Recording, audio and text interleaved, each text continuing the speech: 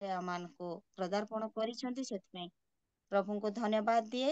ଆଜି ଆମମାନେ ଯେହେତୁ ଆମମାନେ ଡିସେମ୍ବର 2 ତାରିଖ 2024 ରେ ଆମମାନେ ପ୍ରବେଶ କରିଛୁ, ଆନନ୍ଦର ମାସରେ ଆମମାନେ ପ୍ରବେଶ କରିଛୁ, ଖ୍ରୀଷ୍ଟମାସ ମହିନାରେ ଆମମାନେ ପ୍ରବେଶ କରିଛୁ। ଆନନ୍ଦର ଦିନ ଅଟେ ଆଜି, ଖ୍ରୀଷ୍ଟିଆନ ମାନଙ୍କର ଅପେକ୍ଷାର ମାସ ଅଟେ ଏଇଟା, ଆନନ୍ଦର ମାସ ଅଟେ। ତ ପ୍ରଭୁ ଆମମାନଙ୍କୁ ଦୟା କରିଛନ୍ତି, ଅନୁଗ୍ରହ କରିଛନ୍ତି ଆଉ ଦେଇଛନ୍ତି, ସେଥିପାଇଁ ପ୍ରଭୁଙ୍କୁ ଧନ୍ୟବାଦ ଦିଆ ହୋଇପାରେ। ଆଜି ଅନେକ ଲୋକ ଏଇ ଦିନକୁ ଦେଖି ପାରି ନାହାନ୍ତି ଆଉ ପ୍ରଭୁଙ୍କ କୋଳକୁ ଚାଲି ଯାଇଛନ୍ତି, କିନ୍ତୁ ପ୍ରଭୁ ଆମମାନଙ୍କୁ ସୁସ୍ଥ ସବଳ ସୁରକ୍ଷିତ ଭାବରେ ଏଇ ଖ୍ରୀଷ୍ଟମାସ ପାଳନ କରିବା ନିମନ୍ତେ ପ୍ରଭୁ ଆମମାନଙ୍କୁ ସାହାଯ୍ୟ କରିଛନ୍ତି। ସେଥିପାଇଁ ପ୍ରଭୁଙ୍କୁ ଧନ୍ୟବାଦ ଦିଏ।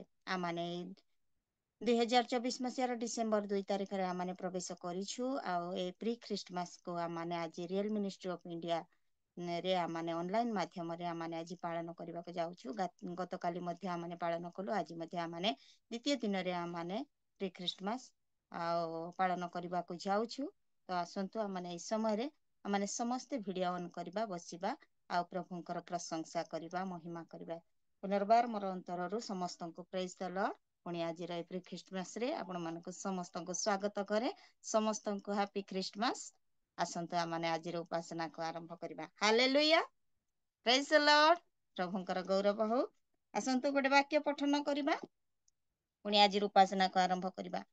ଊର୍ଦ୍ଧ୍ୱ ଲୋକରେ ଈଶ୍ୱରଙ୍କର ମହିମା, ପୁଣି ପୃଥିବୀରେ ତାହାଙ୍କ ସନ୍ତୋଷ ପାତ୍ର ମନୁଷ୍ୟମାନଙ୍କ ମଧ୍ୟରେ ଶାନ୍ତି।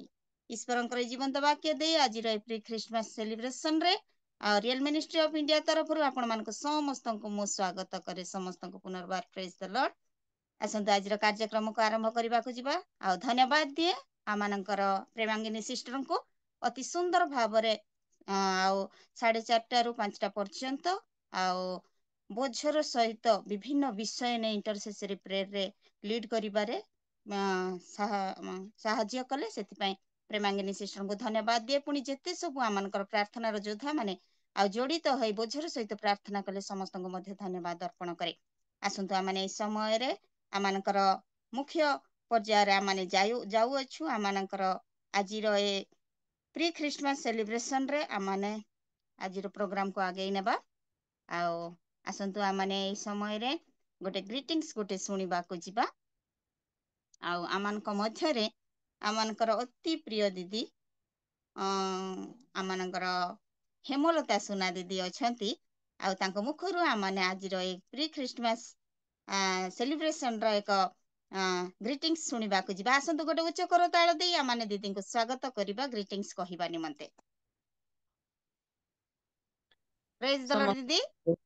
ପ୍ରେଜ୍ ଦ ଲର୍ଡ ଦିଦି, ପ୍ରେଜ୍ ଦ ଲର୍ଡ। ପ୍ରଭୁ ଆପଣଙ୍କୁ ଆଶୀର୍ବାଦ କରନ୍ତୁ।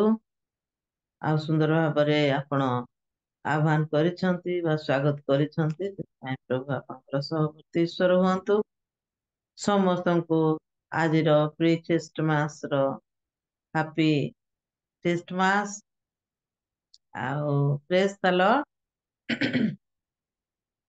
ରିଏଲ ମିନିଷ୍ଟ୍ରି ଆନୁକୂଲ୍ୟରେ ଅନୁଷ୍ଠିତ ପ୍ରାତଃକାଳୀନ ଉପାସନା ମାଧ୍ୟମରେ ଉପସ୍ଥିତ ପ୍ରତ୍ୟେକ ବିଶ୍ୱାସିନୀ ଓ ପ୍ରଭୁଙ୍କ ଦାସ ଦାସୀ ମାନଙ୍କୁ ମୋ ତରଫରୁ, ମୋ ପରିବାର ତରଫରୁ ପ୍ରାକ୍ ଖ୍ରୀଷ୍ଟମାସର ଶୁଭ ଅଭିନନ୍ଦନ ଏବଂ ମୋର ପ୍ରେଜ୍ ଦ ଲର୍ଡ ଜଣାଉଛି।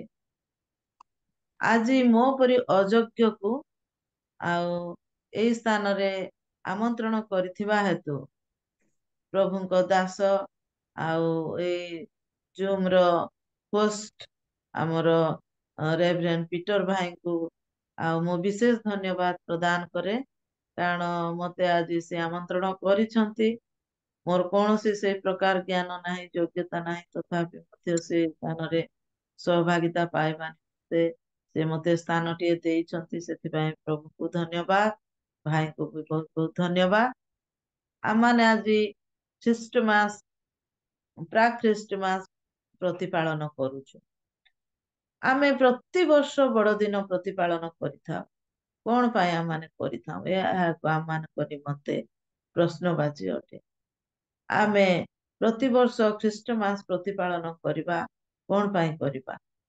ଆମେ ଯେତେବେଳେ ଦେଖୁଛୁ ପ୍ରଭୁ ଯୀଶୁ ଖ୍ରୀଷ୍ଟଙ୍କର ମହାନ ଆଦେଶ ଥିଲା ଯେ ତୁମେ ମାନେ ଯାଇ ସମସ୍ତ ଜାତିର ଲୋକଙ୍କୁ ପିତା ପୁତ୍ର ଓ ପବିତ୍ର ଆତ୍ମାଙ୍କ ନାମରେ ବାପ୍ତିସ୍ମ ଦେଇ ମୁଁ ତୁମମାନଙ୍କୁ ଯେଉଁ ଯେଉଁ ଆଜ୍ଞା ଦେଇଅଛି ସେଇ ସବୁ ପାଳନ କରିବାକୁ ଶିକ୍ଷା ଦେଇ ସେମାନଙ୍କୁ ଶିଷ୍ୟ କର। ଏହା ଥିଲା ମାଥ୍ୟୁ 28, 19 ଆଉ 20 ପଦର ସାରାଂଶ। ତ ଆମେ ଦେଖୁଛୁ ଏଇଟାକୁ ସଫଳ କରିବା ନିମନ୍ତେ ଆଉ ପ୍ରଥମ କରନ୍ଥୀୟ ତାର 15 ପର୍ବ 3-4 ପଦରେ ଦେଖୁଛେ ଖ୍ରୀଷ୍ଟ ଶାସ୍ତ୍ର ଅନୁସାରେ ଆମ୍ଭମାନଙ୍କ ପାପ ନିମନ୍ତେ ମୃତ୍ୟୁଭୋଗ କଲେ, ସମାଧି ପ୍ରାପ୍ତ ହେଲେ, ଶାସ୍ତ୍ର ଅନୁସାରେ ତୃତୀୟ ଦିବସରେ ଉତ୍ଥିତ ହେଲେ। ଏହା ସଫଳ ହେବା ପାଇଁ ଯୀଶୁ ଖ୍ରୀଷ୍ଟଙ୍କର ନିତାନ୍ତ ଆଉ ଜନ୍ମ ବୃତ୍ତାନ୍ତ ଜାଣିବା ଆବଶ୍ୟକ। ଏଇ ପୂର୍ଣ୍ଣ ସୁସମାଚାରକୁ ଯେତେବେଳେ ଆମମାନେ ଜାଣିବା, ଏଇ ପୂର୍ଣ୍ଣ ସୁସମାଚାର ଜାଣିବା ନିମନ୍ତେ ଆମମାନଙ୍କୁ ଯୀଶୁ ଖ୍ରୀଷ୍ଟଙ୍କର ଜନ୍ମ ବୃତ୍ତାନ୍ତ ଯିଶା 7 ପର୍ବ 14 ପଦ ଏବଂ 9 ପର୍ବର 6 ପଦକୁ ଏଇଠି ଆମମାନେ ଦେଖିବାକୁ ପାଉଛୁ। ସଫଳ ସେଇ ଭାବବାଣୀ ଏଠି ସଫଳ ହେବା ଆବଶ୍ୟକ। ଆଉ ସେଥିପାଇଁ ଆମେ ଯେତେବେଳେ ବଡଦିନ ପର୍ବ ପ୍ରତିପାଳନ କରୁଛୁ, ବଡଦିନ ପର୍ବ ପ୍ରତିପାଳନ ଅବସରରେ ଆମେ ଏହି ପର୍ବ ପ୍ରତିପାଳନ ନିଜ ନିଜ ଭିତରେ ସୀମିତ ନ ରଖିକି ଅନ୍ୟମାନେ ବା ଅବିଶ୍ୱାସୀ କିପରି ଏହାକୁ ଜାଣିବେ, ସେମାନଙ୍କ ନିକଟରେ କେମିତି ବଡଦିନ ର ଗୁରୁତ୍ୱପୂର୍ଣ୍ଣ ବିଷୟଟି ପହଞ୍ଚି ପାରିବ, ଏହାକୁ ଆମମାନେ ଧ୍ୟାନରେ ରଖିବାର ଆବଶ୍ୟକତା ରହିଛି। ତାହା କଲେ ପ୍ରକୃତ ବଡଦିନ ପ୍ରତିପାଳନର ଉଦ୍ଦେଶ୍ୟଟା ସଫଳ ହେବ। ଏହା ଏକ ଓପନ ଗସ୍ପେଲ। କାହିଁକି ନା ଯେତେବେଳେ ଆମେ ବଡଦିନ ପ୍ରତିପାଳନ କରିଥାଉ, ଆଉ ସେତେବେଳେ ଆମର ଚର୍ଚ୍ଚ ମାନଙ୍କରେ ଯୋଉ ଉତ୍ସବ ମୁଖରିତ ସମୟ ହୋଇଥାଏ, ସେଇ ସମୟରେ କଣ ହୁଏ, ଯୋଉମାନେ ନ ଜାଣିଥାନ୍ତି ସେ ରାସ୍ତାରେ ଯାଉଥିବା ଲୋକମାନେ ବି ପଚାରନ୍ତି ଯେ କଣ ହେଇଛି, ଏଠି କଣ ହଉଛି, କି ପ୍ରକାର କି ଫଙ୍କସନ ହଉଛି। ସେତେବେଳେ ନାଇଁ ନାଇଁ ତାଙ୍କ ଯୀଶୁଙ୍କର ଜନ୍ମଦିନ ବୋଲିକି ଲୋକେ କହନ୍ତି। ଆଉ ତ ଦ୍ଵାରା କଣ ହୁଏ, ଆମେ ସେମାନଙ୍କୁ ସୁସମାଚାର ଦେବାକୁ ପଡେ ନାହିଁ, ଏଇଟା ଆପେ ଆପେ ସୁସମାଚାରଟା ବ୍ୟାପିଥାଏ।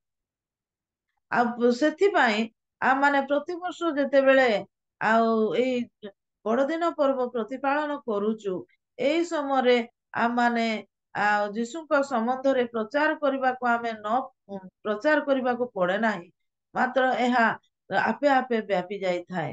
ଆଉ ସେଥିପାଇଁ ଆମମାନଙ୍କ ନିମନ୍ତେ ବା ପ୍ରତ୍ୟେକ ଖ୍ରୀଷ୍ଟିଆନ ସମାଜ ନିମନ୍ତେ ଆମମାନେ ଏହା ପ୍ରତିପାଳନ କରିବା ଏକ ଗୁରୁତ୍ୱପୂର୍ଣ୍ଣ ଅଟେ। ଯେମିତି ଦ୍ୱିତୀୟ ବିବରଣୀ 6:7 ଲେଖା ଯାଉଛି, ତୁମେ ଆପଣାର ପିଲାମାନଙ୍କୁ କେତେବେଳେ ଶିକ୍ଷା ଦେବ ନା ଖାଇବା ବେଳେ, ବସିବା ବେଳେ, ଶୋଇବା ବେଳେ, ଚାଲିବା ବେଳେ, ପ୍ରତ୍ୟେକଟି ସମୟରେ ତମେ ଏଇ ବିଷୟରେ ଶିକ୍ଷା ଦେବ ବୋଲିକି ପ୍ରଭୁ ସେମାନଙ୍କୁ କହିଥିଲେ ତାଙ୍କର ଲୋକମାନଙ୍କୁ। ଆଉ ତ ଆଜି ଆମମାନେ ସବୁ ସମୟରେ ପ୍ରଭୁଙ୍କର ଏଇ ସୁସମାଚାର ପ୍ରଚାର କରିବାଟା ପ୍ରତ୍ୟେକ ସମୟରେ ଆମମାନଙ୍କ ନିମନ୍ତେ ନିହାତି ଅପରିହାର୍ଯ୍ୟ ଅଟେ। ଆଉ ସେଥିପାଇଁ ବଡଦିନ ପ୍ରତିପାଳନ ଆଉ ପ୍ରତ୍ୟେକ ବିଶ୍ୱାସିନୀ ମାନଙ୍କ ନିମନ୍ତେ ଏକ ଗୁରୁତ୍ୱପୂର୍ଣ୍ଣ ବିଷୟ ଅଟେ। ସେଥିପାଇଁ ପ୍ରଭୁ ଆମ ପ୍ରତ୍ୟେକଙ୍କୁ ଆଶୀର୍ବାଦ କରନ୍ତୁ। ଏଇ ଦିନ ଗୁଡିକରେ ଆମମାନଙ୍କ ଠାରୁ ଅନ୍ୟମାନେ ଯେପରି ଆଉ ଏଇ ଯୀଶୁଙ୍କର ଜନ୍ମ ଜୟନ୍ତୀ ବିଷୟ ଲୋକ ଜାଣିପାରିବେ, ସେଥିପାଇଁ ଆମମାନେ ଏଇ ପର୍ବ ପ୍ରତିପାଳନ କରିବା। ଆଉ ଏ ଅବସରରେ ଅବିଶ୍ୱାସୀ ମାନେ ମଧ୍ୟ ପ୍ରଭୁଙ୍କର ବାକ୍ୟ ଶୁଣନ୍ତୁ ଆଉ ଜାଣନ୍ତୁ। ଏହା ପ୍ରତ୍ୟେକ ବିଶ୍ୱାସିନୀଙ୍କର ଲକ୍ଷ୍ୟ ହେବା ଉଚିତ। ପ୍ରଭୁ ଆମ ପ୍ରତ୍ୟେକଙ୍କୁ ଆଜିର ଏଇ ଅଳ୍ପ ବାକ୍ୟ ଆଶୀର୍ବାଦ କରନ୍ତୁ। ଆମେନ୍। ଧନ୍ୟବାଦ। ଆମେନ୍ ଆମେନ୍ ଆମେନ୍। ଧନ୍ୟବାଦ ଦିଦି, ବହୁତ ବହୁତ ଧନ୍ୟବାଦ। ଅତି ସୁନ୍ଦର ବାର୍ତ୍ତା ଥିଲା। ଆଉ ଖ୍ରୀଷ୍ଟମାସ ର ବାର୍ତ୍ତା ଅତି ସୁନ୍ଦର ଭାବରେ ଆମମାନେ କାହିଁକି ଆମମାନେ ଖ୍ରୀଷ୍ଟମାସ କୁ ପାଳନ କରୁଛୁ ଅତି ସୁନ୍ଦର ଭାବରେ ଆମମାନଙ୍କ ମଧ୍ୟରେ ରଖିଥିବାରୁ ଆପଣଙ୍କୁ ବହୁତ ବହୁତ ଧନ୍ୟବାଦ ଦିଏ। ଆସନ୍ତୁ ଗୋଟେ ଉଚ୍ଚ କରତାଳ ଦେଇ ଦିଦିଙ୍କୁ ଆମମାନେ ଧନ୍ୟବାଦ ଅର୍ପଣ କରିବା। ବହୁତ ବହୁତ ଧନ୍ୟବାଦ ଦିଦି। ଆଉ ଏ ବାକ୍ୟ ଦ୍ୱାରା ଆମମାନଙ୍କୁ ପ୍ରତ୍ୟେକଙ୍କୁ ପ୍ରଭୁ ଆଶୀର୍ବାଦ କରନ୍ତୁ। ଆମେନ୍। ଆସନ୍ତୁ ଆମମାନେ ଏଇ ସମୟରେ ଗ୍ରିଟିଂସ୍ ତ ଶୁଣିଗଲୁ ଆମମାନଙ୍କର ହେମଲତା ସୁନା ଦିଦିଙ୍କ ମୁଖରୁ। ଏଇ ସମୟରେ ଗୋଟେ ପୋଏମ୍ ଆମମାନେ ଆଉ ଶୁଣିବାକୁ ଯିବା, ଖ୍ରୀଷ୍ଟମାସ ପୋଏମ୍। ଆଉ ଏଇ ସମୟରେ ମୁଁ ଅନୁରୋଧ କରେ ଆମମାନଙ୍କ ମଧ୍ୟରେ ଆଉ ସୁପ୍ରୀତି ପାଲ ଦିଦି ଆମମାନଙ୍କ ମଧ୍ୟରେ ଅଛନ୍ତି। ଆଉ ପ୍ରିୟ ଦିଦିଙ୍କୁ ଏଇ ସମୟରେ ମୁଁ ସମୟ ଦିଏ, ଆଉ ସେ ଆଣିଥିବା ଆଉ ଖ୍ରୀଷ୍ଟମାସ ପୋଏମ୍ କୁ ଆମମାନଙ୍କ ମଧ୍ୟରେ ରଖିବା ହେବେ। ପ୍ରେଜ୍ ଦ ଲର୍ଡ ଦିଦି। ପ୍ରେଜ୍ ଦ ଲର୍ଡ, ପ୍ରେଜ୍ ଦ ଲର୍ଡ। ସମସ୍ତଙ୍କୁ ବଡ଼ ଦିନରେ ନମସ୍କାର।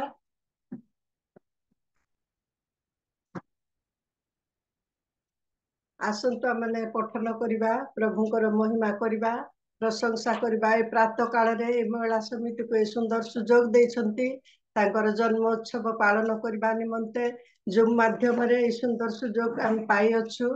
ଆଉ ହୋଷ୍ଟ ଆଜ୍ଞାଙ୍କୁ ମଧ୍ୟ ବିଶେଷ ବିଶେଷ ଧନ୍ୟବାଦ ଦିଏ, ପୁଣି ନମସ୍କାର ଜଣାଏ। ଆଉ ଆମମାନଙ୍କର ପ୍ରଭୁ ଯୀଶୁଙ୍କର ଆମେ ପ୍ରଶଂସା କରିବା, ଗୌରବ କରିବା, ତାଙ୍କର ନିମନ୍ତେ କିଛି କବିତା ପଠନ କରିବା। ଏ ସମୟରେ ସମସ୍ତଙ୍କୁ ପ୍ରଣମେ ମୁହିଁ, ସମସ୍ତଙ୍କୁ ପ୍ରଣମେ ମୁହିଁ। ଆଜି ତାରିଖ 2, ମାସ 12, ଦିନ ସୋମବାର, ଖ୍ରୀଷ୍ଟୀୟ ମହୋତ୍ସବ ବଡ଼ଦିନ, ପ୍ରେମ ମିଳନ। ଖ୍ରୀଷ୍ଟୀୟ ମହୋତ୍ସବ ବଡ଼ଦିନ, ପ୍ରେମ ମିଳନ। ପାଳିବା ମା ଭଉଣୀ ଜୁମ୍ରେ ବସି ଏକ ମନ, ପାଳିବା ମା ଭଉଣୀ ଜୁମ୍ରେ ବସି ଏକ ମନ। ମରିୟମଙ୍କ ଗର୍ଭେ ପବିତ୍ର ଆତ୍ମା କର୍ତ୍ତୃତ୍ୱ କଲେ, ମରିୟମଙ୍କ ଗର୍ଭେ ପବିତ୍ର ଆତ୍ମା କର୍ତ୍ତୃତ୍ୱ କଲେ। ଆମ ତ୍ରାଣକର୍ତ୍ତା ଯୀଶୁ ଜନ୍ମିଲେ, ଆମ ତ୍ରାଣକର୍ତ୍ତା ଯୀଶୁ ଜନ୍ମିଲେ। ପଣ୍ଡିତଗଣ ତାରା ଦେଖି କଲେ ଇଙ୍ଗିତ, ପଣ୍ଡିତଗଣ ତାରା ଦେଖି କଲେ ଇଙ୍ଗିତ। ସୁନା କୁନ୍ଦୁରୁ ଗନ୍ଧରସ ଭେଟି ନେଇ ଉପସ୍ଥିତ, ସୁନା କୁନ୍ଦୁରୁ ଗନ୍ଧରସ ଭେଟି ନେଇ ଉପସ୍ଥିତ। ବେଥଲିହିମ ନଗରେ ଗୁହାଳ ଘରେ, ବେଥଲିହିମ ନଗରେ ଗୁହାଳ ଘରେ, ଦର୍ଶନ କଲେ ଅତି ଆତୁରେ, ଦର୍ଶନ କଲେ ଅତି ଆତୁରେ। ମୁକତି ଦାତା ଆମ ତ୍ରାଣ କରତା, ମୁକତି ଦାତା ଆମ ତ୍ରାଣ କରତା। ଆମ ପାଇଁ କରନ୍ତି ନିତ୍ୟ ନିତ୍ୟ ଚିନ୍ତା, ଆମ ପାଇଁ କରନ୍ତି ନିତ୍ୟ ନିତ୍ୟ ଚିନ୍ତା। ସମସ୍ତ ବିଶ୍ୱାସୀ ହୋଇ ହରସ, ସମସ୍ତ ବିଶ୍ୱାସୀ ହୋଇ ହରସ। ଆଜି ଆମେ ହୋଇ ଉଲ୍ଲାସ, ଆଜି ଆମେ ହୋଇ ଉଲ୍ଲାସ। ଏକତ୍ର ବସି ପାଳିବା ଜନ୍ମ ଦିବସ, ଏକତ୍ର ବସି ପାଳିବା ଜନ୍ମ ଦିବସ। ତ୍ରାଣକର୍ତ୍ତା କରନ୍ତି ଆଶିଷ, ତ୍ରାଣକର୍ତ୍ତା କରନ୍ତି ଆଶିଷ। ପାଇ ନୂଆ ଦିନ ନୂଆ ବର୍ଷ, ଈଶ୍ୱରଙ୍କ ପୁରସ୍କାର ସମସ୍ତଙ୍କୁ ନମସ୍କାର। ପ୍ରେଜ ଦ ଲର୍ଡ, ଭୁଲ ଥିଲେ କ୍ଷମା କରିବେ। ବହୁତ ସୁନ୍ଦର ମା, ବହୁତ ସୁନ୍ଦର, ଅତି ସୁନ୍ଦର ପଏମ୍। ଆଉ ଆମମାନଙ୍କର ଆଶାର ବାହାରେ ଅତି ସୁନ୍ଦର ଭାବରେ ଆପଣ ଆଜି ଖ୍ରୀଷ୍ଟମାସ ପଏମ୍ କୁ ଆମମାନଙ୍କ ମଧ୍ୟରେ ରଖିଥିବାରୁ ଆପଣଙ୍କୁ ବହୁତ ବହୁତ ଧନ୍ୟବାଦ। ଆସନ୍ତୁ ଗୋଟେ ଉଚ୍ଚ କରତାଳ ଦେଇ ଆମମାନେ ଦିଦିଙ୍କୁ ଧନ୍ୟବାଦ ଅର୍ପଣ କରିବା। ବହୁତ ସୁନ୍ଦର ପଏମ୍, ପ୍ରଭୁ ଆଶୀର୍ବାଦ କରନ୍ତୁ। ଆସନ୍ତୁ ଆମମାନେ ଏଇ ସମୟରେ ଆଉ ଗ୍ରିଟିଙ୍ଗସ ଗୋଟେ ତ ଶୁଣିଗଲୁ, ପୁଣି ଅତି ସୁନ୍ଦର ଆଉ ଖ୍ରୀଷ୍ଟମାସ ପଏମ୍ ମଧ୍ୟ ଆମମାନେ ଶୁଣିଗଲୁ। ଏଇ ସମୟରେ ଗୋଟେ ଆଉ ଖ୍ରୀଷ୍ଟମାସ ସଙ୍ଗ ଆମମାନେ ଗୋଟେ ଶୁଣିବାକୁ ଯିବା। ଆଉ ଏଇ ସମୟରେ ଆମମାନଙ୍କ ମଧ୍ୟରେ ଅତି ପ୍ରିୟର ମା, ଆମମାନଙ୍କର ପ୍ରତି ଜୁମ୍ ର ଅତି ପ୍ରିୟ ମା ସୁଗି ମା ଆମମାନଙ୍କ ଗହଣରେ ଉପସ୍ଥିତ ଅଛନ୍ତି। ପ୍ରିୟ ମା କୁ ଏଇ ସମୟରେ ମୁଁ ସମୟ ଦିଏ, ଆଉ ସେ ଆଣିଥିବା ଏଇ ଖ୍ରୀଷ୍ଟମାସ ସ୍ପେଶିଆଲ ସଙ୍ଗ କୁ ଆମମାନଙ୍କ ମଧ୍ୟରେ ରଖିବା। ହେବେ ଆସନ୍ତୁ ଗୋଟେ ଉଚ୍ଚ କରତାଳ ଦେଇ ମାଙ୍କୁ ମଧ୍ୟ ଆମମାନେ ସ୍ୱାଗତ କରିବା। ପ୍ରେଜ ଦ ପ୍ରେଜ ଲର୍ଡ ଦ ମା, ଲର୍ଡ ମା, ପ୍ରେଜ ଦ ଲର୍ଡ, ପ୍ରେଜ ଦ ଲର୍ଡ। ପ୍ରେଜ ଦ ଲର୍ଡ ମା। ପ୍ରଭୁ ଆଶୀର୍ବାଦ କରନ୍ତୁ, ଅନୁଗ୍ରହ କରନ୍ତୁ। ଆଉ ମୁଁ ଏ ଜୁମ୍ ରେ ଆଜି ନୂତନ ଭାବରେ ଜଏନ୍ ହେଇଛି। ପ୍ରଭୁ ଆପଣ ମାନଙ୍କ ସହିତ ମତେ ମାନେ ଡିସେମ୍ବର 2 ତାରିଖରେ ଆପଣ ମାନଙ୍କ ସହିତ ମିଶିବା ପାଇଁ ପ୍ରଭୁ ମତେ ଗୋଟେ ସୁଯୋଗ ଦେଲେ, ଏଥିପାଇଁ ପ୍ରଭୁଙ୍କ ନାମକୁ ଧନ୍ୟବାଦ। ଆଉ ଯେତେ ମୋର ଝିଅ ପୁଅ ମାନେ, ମୋର ଆଉ ଦାସୀ ମାନେ ଅଛନ୍ତି, ପ୍ରଭୁ ସମସ୍ତଙ୍କୁ ଆଶୀର୍ବାଦ କରନ୍ତୁ, ଅନୁଗ୍ରହ କରନ୍ତୁ। ବହୁତ ଉତ୍ତମ ବିଷୟ ଯାକ ଶୁଣିବାକୁ ପାଇଲୁ। ତାପରେ ମତେ ଗତ ସନ୍ଧ୍ୟାରେ ସଂଯୁକ୍ତା ଝିଅ ମତେ ଫୋନ କରି କହିଲେ, ମା ତୁମ ଗୋଟେ ଗୀତ ଗାଇବ। ମୁଁ ଏ ବୟସରେ କଣ ଗୀତ ଗାଇବି, କଣ କରିବି? ଆଉ ପ୍ରଭୁ ତଥାପି ପ୍ରଭୁ ଯେତେବେଳେ ଝିଅ କହିଲେ ମୁଁ ମନା କରି ପାରିଲିନି। ମାନେ ମୋର ଗଳା ମଧ୍ୟ କିଛି ଭଲ ନାହିଁ, ଥଣ୍ଡା ଫଣ୍ଡା ଧରିକି ଟିକେ ଅଡୁଆ ହଉଛି। ତଥାପି ପ୍ରଭୁଙ୍କ ମହିମା ନିମନ୍ତେ ଗୋଟେ ଗୀତ ଗାନ କରିବା। ଆଉ ମଣିଷକୁ ପସନ୍ଦ ନେଲେ ମଧ୍ୟ ପ୍ରଭୁ ଆମମାନଙ୍କର ପସନ୍ଦ କରନ୍ତୁ, ଏଥିପାଇଁ ପ୍ରଭୁ ମୁଁ ନାମ ଧନ୍ୟବାଦ ଦିଏ। ଆଉ ପ୍ରଥମ କରି ଆପଣ ମାନଙ୍କ ନିକଟରେ ମୁଁ ଗୀତଟା ଗାଇବି। ଏଇଟା ଅତି ପୁରୁଣା ଗୀତ ଆମମାନଙ୍କର, ଆଉ ଯୀଶୁଙ୍କର ଜନ୍ମ ପର୍ବର ଗୀତ, ଅତି ପୁରୁଣା ଗୀତ। ଏବେକାର ପିଲାମାନେ ଗାଉଛନ୍ତି ନୂଆ ଗୀତ, ମତେ ତ ସେ ସବୁ ଜଣା ନାହିଁ। ଆଉ ଅତି ପୁରୁଣା ଗୀତ, ତଥାପି ପ୍ରଭୁଙ୍କର ମହିମା ନିମନ୍ତେ ଆମେ ଗୀତ ଗାନ କରି ତାଙ୍କର ଗୌରବ କରିବା। ସର୍ବପ୍ରଥମେ ସମସ୍ତ ମୋର ଝିଅ ପୁଅ ମାନଙ୍କୁ, ମୋର ଦାସ ଦାସୀ ମାନଙ୍କୁ ପ୍ରଭୁଙ୍କ ନାମରେ ମୁଁ ଧନ୍ୟବାଦ ଦିଏ। ଆଉ ପ୍ରେଜ ଦ ଲର୍ଡ କରେ। ଆସନ୍ତୁ ଆଉ ପ୍ରଭୁଙ୍କର ଜନ୍ମ ଉତ୍ସବ ବିଷୟରେ ଗୋଟେ ଗୀତ ଗାନ କରି ତାଙ୍କର ମହିମା ଗୌରବ କରିବା। ପ୍ରେଜ୍ ଦ ଲର୍ଡ, ହାଲେଲୁୟା। ଆସ କେ ଆସ ଦେଖିବ ପରାଗ, ଆସ କେ ଆସ ଦେଖିବ ପରାଗ, ଶୋଇଥିରେ ଶିଶୁ ଗୁହାଳ କୁଣ୍ଡରେ, ଶୋଇଥିରେ ଶିଶୁ ଗୁହାଳ କୁଣ୍ଡରେ, ନାରାୟଣ ନର ଦେହ ଦିଶେ କି ତାର, ଆସ କେ ଆସ ଦେଖିବ ପରାଗ, ସୁଟାମ ସୁନ୍ଦର ଜନମ ନହର, ଅମର କୁମାର ପାପୀ ତାପହର, ସୁଟମ ସୁନ୍ଦର ଜନମ ନହର, ଅମର କୁମାର ପାପୀ ତାପହର, ସୁରପୁର ତେଜି ନର ଦେହ ଭଜେ, ସୁରପୁର ତେଜି ନର ଦେହ ଭଜେ, ଜନମିଲେ ଆଜି ଯିଶୁ ସନ୍ତାପହର, ଆସ କେ ଆସ ଦେଖିବ ପରାଗ, ଗଲେଣି ପଣ୍ଡିତେ ଜଗତର ହିତେ, ଗଲେଣି ପଣ୍ଡିତେ ଜଗତର ହିତେ, ସୁରପତି ସୁତେ ପୂଜିବେ ଏକାନ୍ତ, ଗନ୍ଧର ସଚାରୁ ସୁବର୍ଣ୍ଣ କୁନ୍ଦର, ଗନ୍ଧର ସଚାରୁ ସୁବର୍ଣ୍ଣ କୁନ୍ଦର, ଆଣିଛନ୍ତି ଗୁରୁ ପଦେ ଭେଟିବେ ପରା, ଆସ କେ ଆସ ଦେଖିବ ପରାଗ, ଶୋଇଥିରେ ଶିଶୁ ଗୁହାଳ କୁଣ୍ଡରେ, ଶୋଇଥିରେ ଶିଶୁ ଗୁହାଳ କୁଣ୍ଡରେ, ନାରାୟଣ ନର ଦେହ ଦିଶେ କି ତର, ଆସ କେ ଆସ ଦେଖିବ ପରାଗ, ସରଗ ବାହିନୀ ଘେନି ଶୁଭ ବାଣୀ, ସରଗ ବାହିନୀ ଘେନି ଶୁଭ ବାଣୀ, ଭବେ ଆସିଲେଣି ଶୁଣରେ ସେ ଧ୍ୱନି, ପାପ ତମନାସି ଶିଶୁ ଯିଶୁ ଶାସୀ, ପାପ ତମନାସି ଶିଶୁ ଯିଶୁ ଶାସୀ, ପ୍ରାଣ ନଭେ ହସି ଉଦିଲେ ତମହର, ଆସ କେ ଆସ ଦେଖିବ ପରାଗ, ଶୋଇଥିରେ ଶିଶୁ ଗୁହାଳ କୁଣ୍ଡରେ, ଶୋଇଥିରେ ଶିଶୁ ଗୁହାଳ କୁଣ୍ଡରେ, ନାରାୟଣ ନର ଦିଶେ କି ତୋର, ଆସ କେ ଆସ ଦେଖିବ ପରାଗ, ଆସ କେ ଆସ ଦେଖିବ ପରାଗ। ପ୍ରେଜ୍ ଦି ଲର୍ଡ ମା, ଧନ୍ୟବାଦ। ଧନ୍ୟବାଦ ମା, ବହୁତ ବହୁତ ଧନ୍ୟବାଦ। ଅତି ସୁନ୍ଦର ଗୀତ, ଅତି ସୁନ୍ଦର କଣ୍ଠ ପ୍ରଭୁ ଦେଇଛନ୍ତି, ଅତି ସୁନ୍ଦର ଭାବରେ ଗୀତ ଗାନ କରି ଆଜି ହାଲେ ଖ୍ରୀଷ୍ଟମାସ ସେଲିବ୍ରେସନ ରେ ପୁରା ଆମମାନଙ୍କୁ ଆନନ୍ଦିତ କରିଥିବାର ଆପଣଙ୍କୁ ଧନ୍ୟବାଦ ଦିଏ। ଆସନ୍ତୁ ଗୋଟେ ଉଚ୍ଚ କରତାଳ ଦେଇ ମାଙ୍କୁ ଆମମାନେ ଧନ୍ୟବାଦ ଅର୍ପଣ କରିବା ପ୍ରଭୁଙ୍କର ଗୌରବ ଉଦ୍ଦେଶ୍ୟରେ। ଆମେନ୍ ଆମେନ୍ ହାଲେଲୁୟା। ବହୁତ ବହୁତ ଧନ୍ୟବାଦ ମା। ଆଉ ଆପଣ ତ ଯେତେବେଳେ ବି ଗୀତ ଗାଆନ୍ତି ମତେ ବହୁତ ଭଲ ଲାଗେ। ଆଉ ଆପଣଙ୍କର କଣ୍ଠ ମଧ୍ୟ ସେଇ ପ୍ରକାର। ଆଉ ଗତକାଲି ବିନୁ ଆଜ୍ଞା ମଧ୍ୟ ଆମମାନଙ୍କର ଏଇ ଖ୍ରୀଷ୍ଟମାସ ସେଲିବ୍ରେସନ ରେ ବହୁତ ସୁନ୍ଦର ଭାବରେ ଗୀତ ଗାନ କରି ପ୍ରଭୁଙ୍କର ଗୌରବ କରିଥିଲେ। ଆଜି ମା ମଧ୍ୟ ଅତି ସୁନ୍ଦର ଭାବରେ ଗାନ କରିଛନ୍ତି। ବହୁତ ବହୁତ ଧନ୍ୟବାଦ ମା। ପ୍ରେଜ୍ ଦ ଲର୍ଡ। ଆସନ୍ତୁ ଆମମାନେ ଏଇ ସମୟରେ ମୁଁ ଟିକେ ଚେଞ୍ଜ କରିବାକୁ ଚାହେଁ, ଯେହେତୁ ଆମମାନଙ୍କର ସସ୍ମିତା ସୂର୍ଯ୍ୟ ଦିଦିଙ୍କର ଆଉ ଅନ୍ୟ ଜୁମ୍ ରେ ବାକ୍ୟ ପରିବେଷଣ କରିବାର ଅଛି। ତ ଏଇ ସମୟରେ ସୁରଙ୍ଗିନୀ ଲିମା ମାଙ୍କର ଗ୍ରିଟିଂସ୍ ଥିଲା, କିନ୍ତୁ ମୁଁ ଏଇ ସମୟରେ ସସ୍ମିତା ସୂର୍ଯ୍ୟ ସିଷ୍ଟରଙ୍କୁ ଏଇ ସମୟରେ ମୁଁ ସମୟ ଦେବାକୁ ଚାହେଁ। ଆଉ ସେ ଆଣିଥିବା ଗ୍ରିଟିଂସ୍କୁ ଆମମାନଙ୍କ ମଧ୍ୟରେ ରଖିବା ହେବେ। ପ୍ରେଜ୍ ଦ ଲର୍ଡ ସିଷ୍ଟର।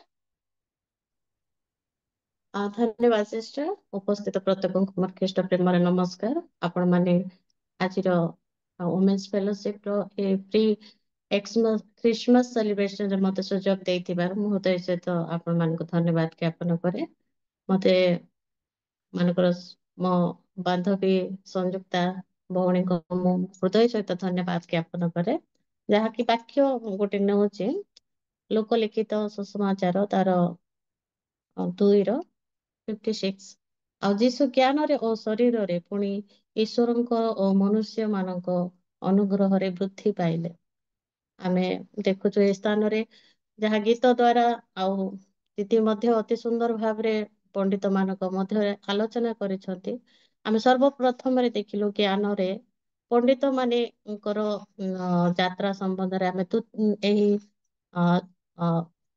ଚାପ୍ଟରରେ ଆମେ ଦେଖିଛୁ ଯାହାକି ମାଥ୍ୟୁରେ ମଧ୍ୟ ଆମେ ଦେଖୁଛୁ ଯିହୁଦୀ ମାନଙ୍କର ରାଜା କେଉଁଠାରେ ବୋଲି ପଣ୍ଡିତ ମାନେ ଆସି ହେରୋଦଙ୍କର ରାଜଉଆସରେ ସେମାନେ ଆସିଛନ୍ତି।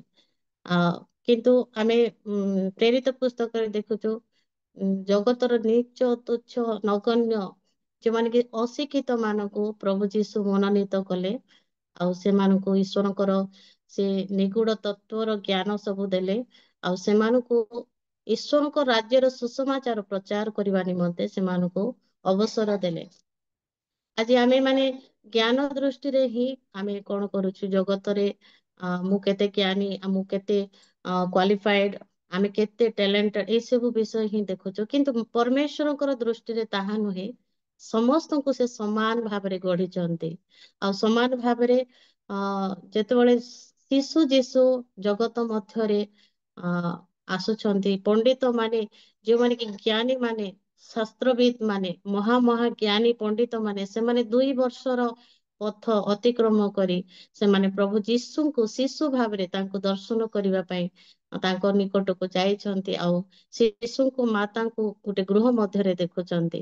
ଆଜି ମଧ୍ୟ ଆମେ ମାନେ ସମସ୍ତେ ଗୋଟେ ଗୃହ ମଧ୍ୟରେ, ପରିବାର ମଧ୍ୟରେ, ସମାଜ ମଧ୍ୟରେ, ଦେଶ ମଧ୍ୟରେ, ଆମ ରାଜ୍ୟ ସମସ୍ତ ବିଷୟରେ ଆମେ ଏ ଧରା ପୃଷ୍ଠରେ ଅଛୁ। ଆମେ ବିଶେଷ କରି ଆମେ ସବୁବେଳେ ଜ୍ଞାନରେ ହିଁ ଆମେ ଚିନ୍ତା କରିଥାଉ। କିନ୍ତୁ ପରମେଶ୍ୱର ତାଙ୍କର ଲୋକମାନଙ୍କୁ ସେ ସମାନ ଭାବରେ ମନୁଷ୍ୟକୁ ସେ ତିଆରି କରିଛନ୍ତି। ଆଉ ଯେତେବେଳେ ପ୍ରଭୁ ଯୀଶୁ ଖ୍ରୀଷ୍ଟ ଜଗତ ମଧ୍ୟରେ ସୁସମାଚାର କାର୍ଯ୍ୟ ଆରମ୍ଭ କଲେ, କୌଣସି ଧନୀ ଜ୍ଞାନୀ ମାନଙ୍କ ନିକଟରେ ସେ ଯାଇ ପ୍ରଚାର କି ଘୋଷଣା କରିନାହାନ୍ତି। ଦିନ ଦୁଃଖୀ, ଦରିଦ୍ର, ନଗଣ୍ୟ, ତୁଚ୍ଛ, ଯେମାନେ ପୀଡିତ ଥିଲେ, ଯେମାନେ ବନ୍ଧନରେ ଥିଲେ, କାରାଗ୍ରସ୍ତ ଥିଲେ, ଦରିଦ୍ର ଥିଲେ, ସେମାନଙ୍କ ନିକଟକୁ ଯାଇକିରି କଣ କଲେ, ସ୍ୱର୍ଗ ରାଜ୍ୟର ପ୍ରଚାର କରିଥିଲେ। ଆଉ ସେବା କାର୍ଯ୍ୟ ଆରମ୍ଭ କରିଥିଲେ। ଆଜି ଆମେ ମାନେ ମଧ୍ୟ ହାତ ମାନେ ଗୋଟେ ମାନେ ଛୁଇଁବା ମାତ୍ରେ ଆଜି ଆମେ ପରସ୍ପରକୁ ଦେଖି ପାରୁଛୁ। ମୋବାଇଲରେ ହାତ ରଖିବା ମାତ୍ରେ ପରସ୍ପରକୁ ଦେଖି ପାରୁଛୁ। ଆଜି ଆମ ଚତୁଃପାର୍ଶ୍ଵରେ ଦେଖିବା ଏଇ ଖ୍ରୀଷ୍ଟମାସ ଆମେ ସେଲିବ୍ରେସନ କରୁଛୁ।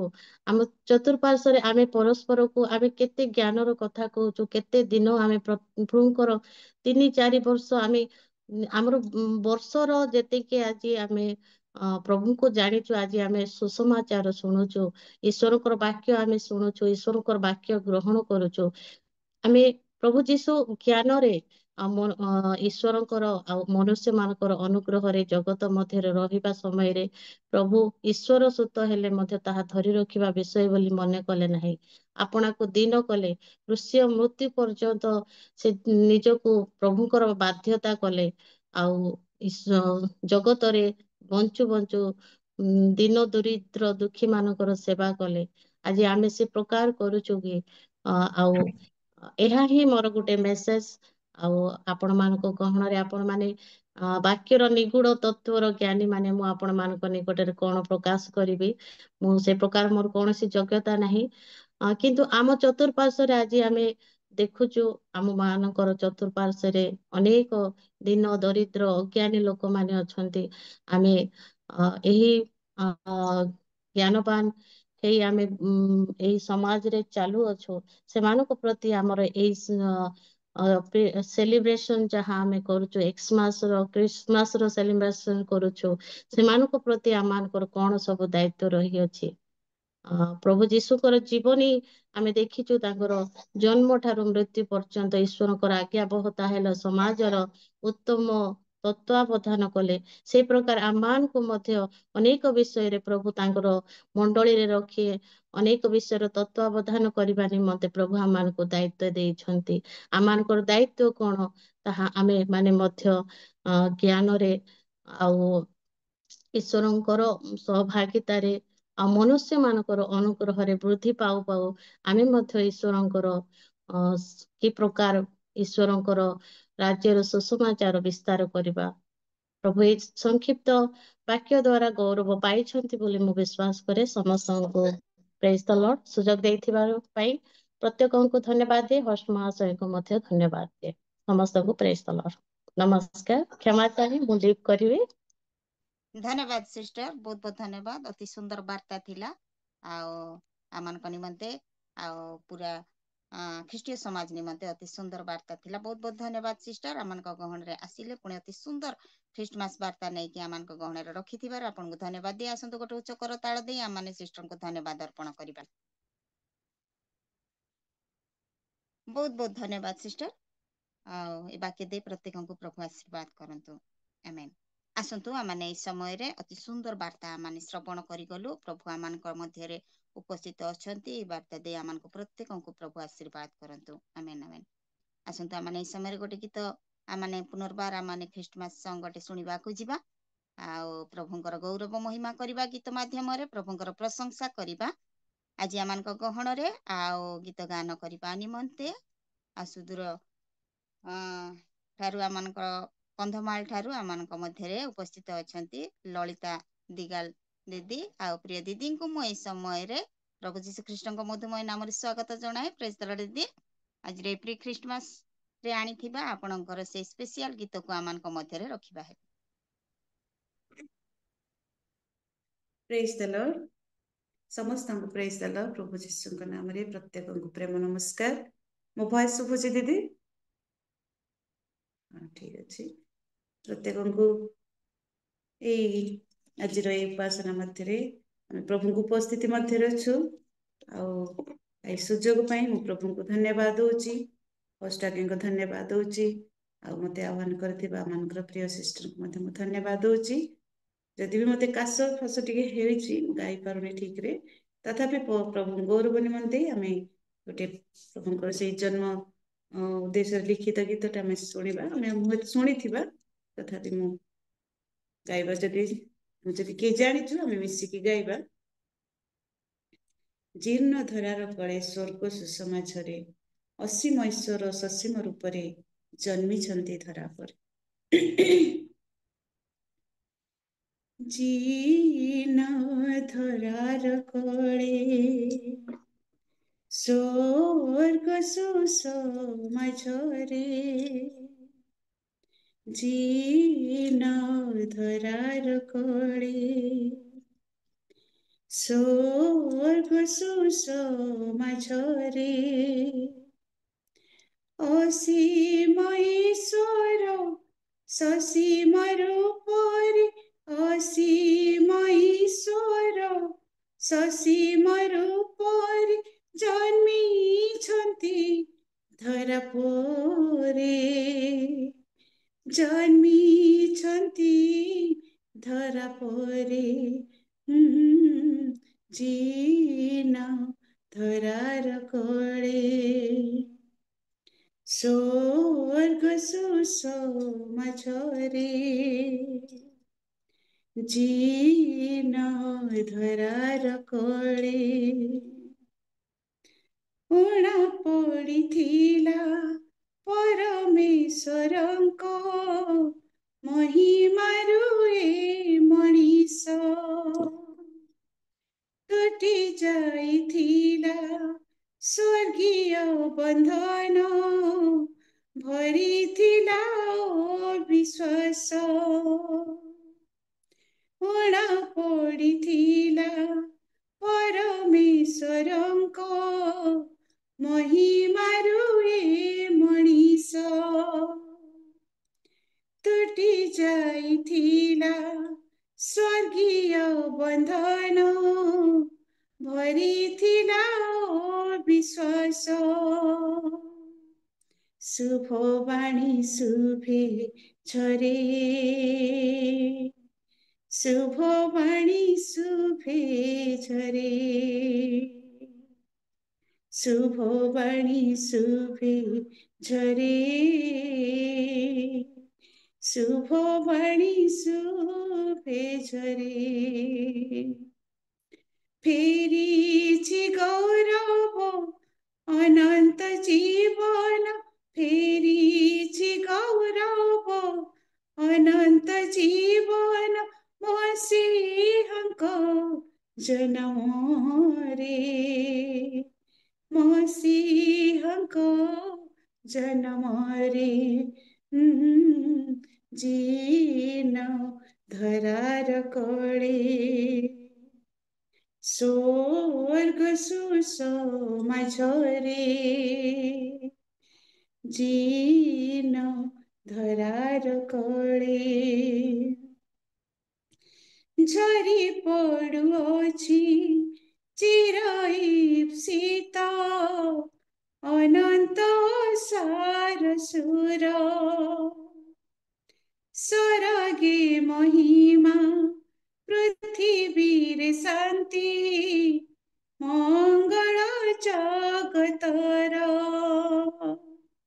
ঝরি পড়ুଅଛି চির ঈপ্ସିତ ଅନନ୍ତ ସାର ସୁର, ସ୍ୱର୍ଗେ ମହିମା ପୃଥିବୀରେ ଶାନ୍ତି, ମଙ୍ଗଳ ଜଗତର। ନୀଳ ଆକାଶର ପରି, ନୀଳ ଆକାଶର ପରି, ନୀଳ ଆକାଶର ପରି, ନୀଳ ଆକାଶର ପରି।